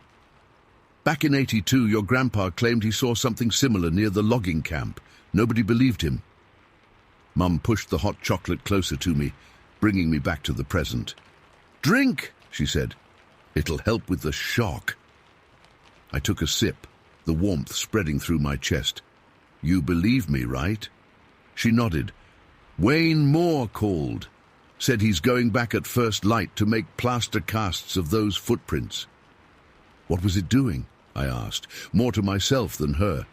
"Why did it follow us? It could have caught us if it wanted to." Mom had no answer. Neither did anyone else in the days that followed. Wayne's plaster casts became a minor sensation in town. A reporter from the Seattle paper even came out to do a story. But no one could explain why the creature had pursued us that night, or what it wanted. Kelly and I haven't walked home alone after dark since then. Sometimes, when I'm in my bedroom at night, I imagine I hear heavy footsteps outside. I keep my curtains closed now. Whatever it was that chased us that night, it knew where we went. It watched us through the window, it knew where to find us, and sometimes I can't shake the feeling that it's still out there, waiting, watching. Following Story 15. I never truly understood what silence meant until after it happened. Not the peaceful kind of quiet you get at a lakeside cabin, but the hollow, awful silence of knowing something's out there watching you. My name is Colette Bruchon. I'm 54 years old, and I wish I could tell you I'm making this up. It was June 17th, 1990. I remember the date because it was Father's Day, and we'd come up to celebrate at our cottage on Lake Pepin. The little place had been in my husband Jacques' family for 3 generations, tucked away in the old Frontenac district near Red Wing, Minnesota. We loved it because it was isolated, a quarter-mile to the nearest neighbor, surrounded by woods so thick you couldn't see the road. That afternoon was hot. The kind of sticky Minnesota summer heat that makes you move slow. Jacques and our boys, Marty and Devon, were inside playing cards with our friends the Ferrets, who'd driven up from St. Paul. Norla Ferret and his wife Beth had been visiting our cabin for years. They were practically family. I'd decided to take a nap on the screened porch. The breeze off Lake Pepin felt good there, and I'd brought out my little battery-powered radio, tuned to KDWB, playing some top 40 countdown. I remember Madonna was singing when I dozed off on the wicker lounger. I woke up to something touching my foot. At first, I thought it was Jacques being playful. My eyes were still closed when I felt strong fingers wrapping around my ankle, then moving up to massage my calf. The grip was firm, almost uncomfortable. "Jacques, that hurts a little," I mumbled, still half asleep. The fingers tightened. Something wasn't right. I opened my eyes and froze. It wasn't Jacques. Standing at the end of the lounger, hunched over because its head nearly touched our 8-foot porch ceiling, was something I still struggled to describe. A creature covered in matted reddish-brown hair, massive shoulders, arms longer than any human's should be, and its face, God help me, like a gorilla but not quite. Heavy brow, wide, flat nose, small eyes that looked intelligent in the most terrifying way. It had my leg in its hands and was massaging it, staring at me with what looked like curiosity. I couldn't breathe, couldn't think. Time seemed to stop as we looked at each other. It made a low sound in its throat, almost like a purr. Then my brain caught up with what my eyes were seeing, and I screamed. I screamed so loud my throat burned. The creature didn't let go. Instead, it yanked my leg, pulling me toward it. I kicked with my free leg, connecting with what I think was its chest. It barely reacted. "Jacques, help me! Somebody help!" I thrashed wildly, trying to break free. The radio clattered to the floor, still playing Vogue, as if nothing was happening. I heard chairs scraping inside, voices shouting. The screen door to the porch burst open. Jacques stood there for a split second, face drained of all color. "Jesus Christ," he whispered. Behind him, Norla Ferret appeared, then our boys. They all froze, looking up at the creature that still had hold of my leg. The thing turned toward them and made a sound I'll never forget. Not a roar, not a scream, but something between them.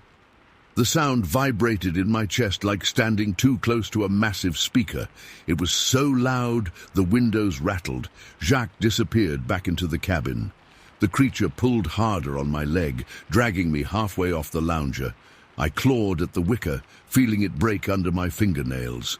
3 seconds later, Jacques reappeared with his 12-gauge shotgun. He didn't hesitate, didn't warn it, didn't try to scare it off. The blast was deafening in the enclosed porch. The creature's head snapped back, a spray of dark blood hitting the ceiling. The shot caught it under the chin, tearing through its throat and nearly separating its head from its shoulders. It let go of my leg and staggered backward, crashing into the screen wall of the porch. For a moment, it remained upright, swaying. Then it collapsed with a thud that shook the entire structure. I scrambled away, crab-walking backward until I hit the wall behind me. My leg throbbed where it had grabbed me. I could still feel its fingers on my skin. Blood pooled around the creature, seeping between the wooden slats of the porch floor. Nobody spoke. The radio kept playing. Now some car commercial, the cheerful voice obscene against what had just happened. "What the fuck is that thing?" Devon finally said. He was 19, home from his first year at college. His face was grey. "Bigfoot," Marty whispered. At 16, he was into cryptids and conspiracy theories. "It's a goddamn Sasquatch." Jacques lowered the shotgun, hands shaking. "Are you hurt, Colette?" I shook my head, though my ankle was already bruising where it had gripped me. "I'm okay." Norla stepped forward cautiously, nudging the creature's massive arm with his boot. "It's dead, all right. It's at least 8 feet tall," Beth said, her voice barely audible. "Look at the size of its hands." The hands that had been touching me were massive, easily twice the size of a man's, with thick fingers and dark, curved nails. Jacques put down the shotgun and helped me to my feet. I collapsed against him, my legs too weak to hold me. "We need to call the police," Beth said. Norla shook his head. "And tell them what? That we shot Bigfoot on our porch. They'll think we're crazy, or worse, they'll think we shot a person in a costume." "This ain't no costume," Jacques said, gesturing to the body. "Look at it." We all stared again. The creature was enormous. Its feet alone were almost 2 feet long, with toes that looked strangely human. The reddish-brown hair covered its entire body except for the palms of its hands, soles of its feet, and parts of its face. And the blood. There was so much blood. "We need to get rid of it," Jacques decided, "before anyone sees." "Are you crazy?" I said. "We can't just—" "He's right," Norla cut in. "This thing doesn't exist, Colette, you understand? If word gets out, our lives are over. Government scientists, media, cryptid hunters, they'll never leave us alone." I knew they were right, but the thought of touching it again made me sick. "What do we do with it?" Marty asked. Jacques ran a hand through his thinning hair. "We bury it, deep." It took all 4 men to drag the body off the porch and across the yard. The thing must have weighed 500 pounds. I stayed behind with Beth, scrubbing the blood off the porch while she made coffee and poured whiskey into it. Through the trees, I could see the men digging near the small wooden footbridge that crossed the creek at the edge of our property. They dug for over an hour, taking turns with our 2 shovels. When the hole was deep enough, they rolled the body in. I heard the thud from the porch. After they'd filled in the grave, Jacques and Norla stacked a cord of firewood we'd been saving for fall over the spot. By the time they finished, you couldn't tell anything was buried there. That night, none of us slept. We sat in the living room, jumping at every sound from the woods. Beth wanted to leave immediately, but it was already dark, and none of us wanted to be on those isolated roads at night. Not anymore. "What if there are more of them?" Devon asked around 3 a.m., saying what we'd all been thinking. "There aren't," Jacques said firmly, but I saw how his eyes kept drifting to the shotgun he'd reloaded and propped by the door. We left at first light the next morning, earlier than we'd planned. None of us talked much on the drive back to St. Paul. What was there to say? We'd encountered something impossible and killed it. Then we'd hidden the evidence like criminals. Jacques and I agreed not to return to the cabin until things felt normal again. We needed time to process what had happened. By July, though, the boys were asking when we'd go back. Life in the city had resumed its rhythm, and the horror of that day had begun to fade, at least for them. We decided to return in August. It was a mistake. We pulled up the long gravel drive and saw it immediately. The woodpile was gone, not neatly moved, but scattered violently across the yard, logs thrown 50 feet in every direction. The grave was empty. A huge hole gaped where the body had been buried. The cabin itself was worse. The support beams for the wooden porch had been ripped out, causing one side to sag dangerously. The screen door hung from a single hinge, bent almost in half. Windows were shattered. Inside, furniture was overturned, dishes broken, mattresses slashed. "Jesus," Jacques whispered, holding the shotgun tightly. Norla, who had followed us up in his truck, walked slowly around the property. "Found tracks," he called out after a few minutes. "Big ones, 19, maybe 20 inches long." I felt sick. They came back for it. "They," Jacques said. "It's family, friends, whatever they are." I pointed to the destruction. This wasn't random animals. This was deliberate. This was revenge. Norla nodded grimly. "And I think we're being watched right now." We all turned to the tree line, scanning the dense forest. I saw nothing, but I felt it. Eyes on us, filled with hatred. We didn't stay the night, couldn't. We grabbed what wasn't destroyed and left before sunset, locking the gates behind us.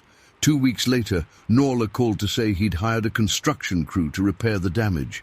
He was determined not to let whatever they were drive us away from the property. First crew quit after a day, he told Jacques over the phone. Said they heard things in the woods. Second crew made it 3 days before quitting, found their tools arranged in some kind of pattern one morning. "What kind of pattern?" Jacques asked. "Like a warning, all the sharp stuff pointing toward the cabin." Eventually, Norla found a crew from Hastings willing to finish the job, but only because he stood guard with his shotgun the entire time. By October, the repairs were complete. The cabin looked normal again, but none of us had the courage to stay there. Norla closed up the place for winter, draining the pipes and locking everything down tight. He called on November 15th to say he'd finished and that he was heading to Chicago to spend Thanksgiving with his daughter. 10 days later, the Red Wing Fire Department called. The cabin had burned to the ground. By the time they responded, there was nothing left but ash and the stone foundation. The fire chief said it burned hot and fast, likely accelerated by something. When I asked if it could be arson, he shrugged. Hard to say. No obvious evidence of accelerants, but it's strange that it burned so completely, almost like it was deliberately set to destroy everything. Jacques and I drove up the next day to see for ourselves. The destruction was absolute. Nothing remained of the cabin or its contents. Nothing except the wooden footbridge where we'd buried the creature. It stood untouched by the flames, though it was only 30 feet from the cabin. Could someone have done this? I asked Jacques as we stood in the ashes. A human, I mean. He shook his head slowly. The gates were locked. It's 20 miles to the nearest town. It was below freezing that night, and why leave the bridge? I knew then. They wanted us to remember. They wanted us to know exactly why they'd done this. We sold the property the following spring. The new owners asked about the fire, and we told them it was an electrical problem. They seemed nice, a young couple with no children. I almost warned them, but what would I have said? Don't go into the woods. Watch out for 8-foot-tall creatures with red hair. I've spent 3 years trying to forget what happened at Lake Pepin. Jacques refuses to talk about it. The boys have moved on with their lives, though Marty still sends me articles about Bigfoot sightings from time to time. Norla Ferret is the only one who still discusses it. Last Christmas, over too many whiskeys, he confessed that he goes back sometimes, parks on the road, and watches the property through binoculars. They're still there, he told me, his voice hoarse. I've seen them, 3 of them. They stand at the edge of the woods and watch the new people's cabin. Just watching. Have they done anything? I asked. He shook his head. Not yet, but they haven't forgotten Colette, and I don't think they ever will. I believe him. Whatever we encountered that day wasn't just some animal. It was intelligent, it had family, and they knew exactly who had taken one of their own. Sometimes, when I'm alone in the house and the wind blows just right, I swear I can hear that sound again, that vibrating bellow that shook the windows and rattled my bones.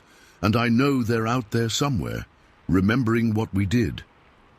I've started keeping Jacques' shotgun by the bed. Not that it would help if they ever decided to come for us, but it makes me feel better to have it close. Because the truth is, we're the monsters in their story. We killed one of them and buried it like garbage. And now we live with the knowledge that somewhere out there in the woods, they're watching, waiting, maybe for revenge, maybe just to remind us they exist. Either way, I'll never truly sleep soundly again.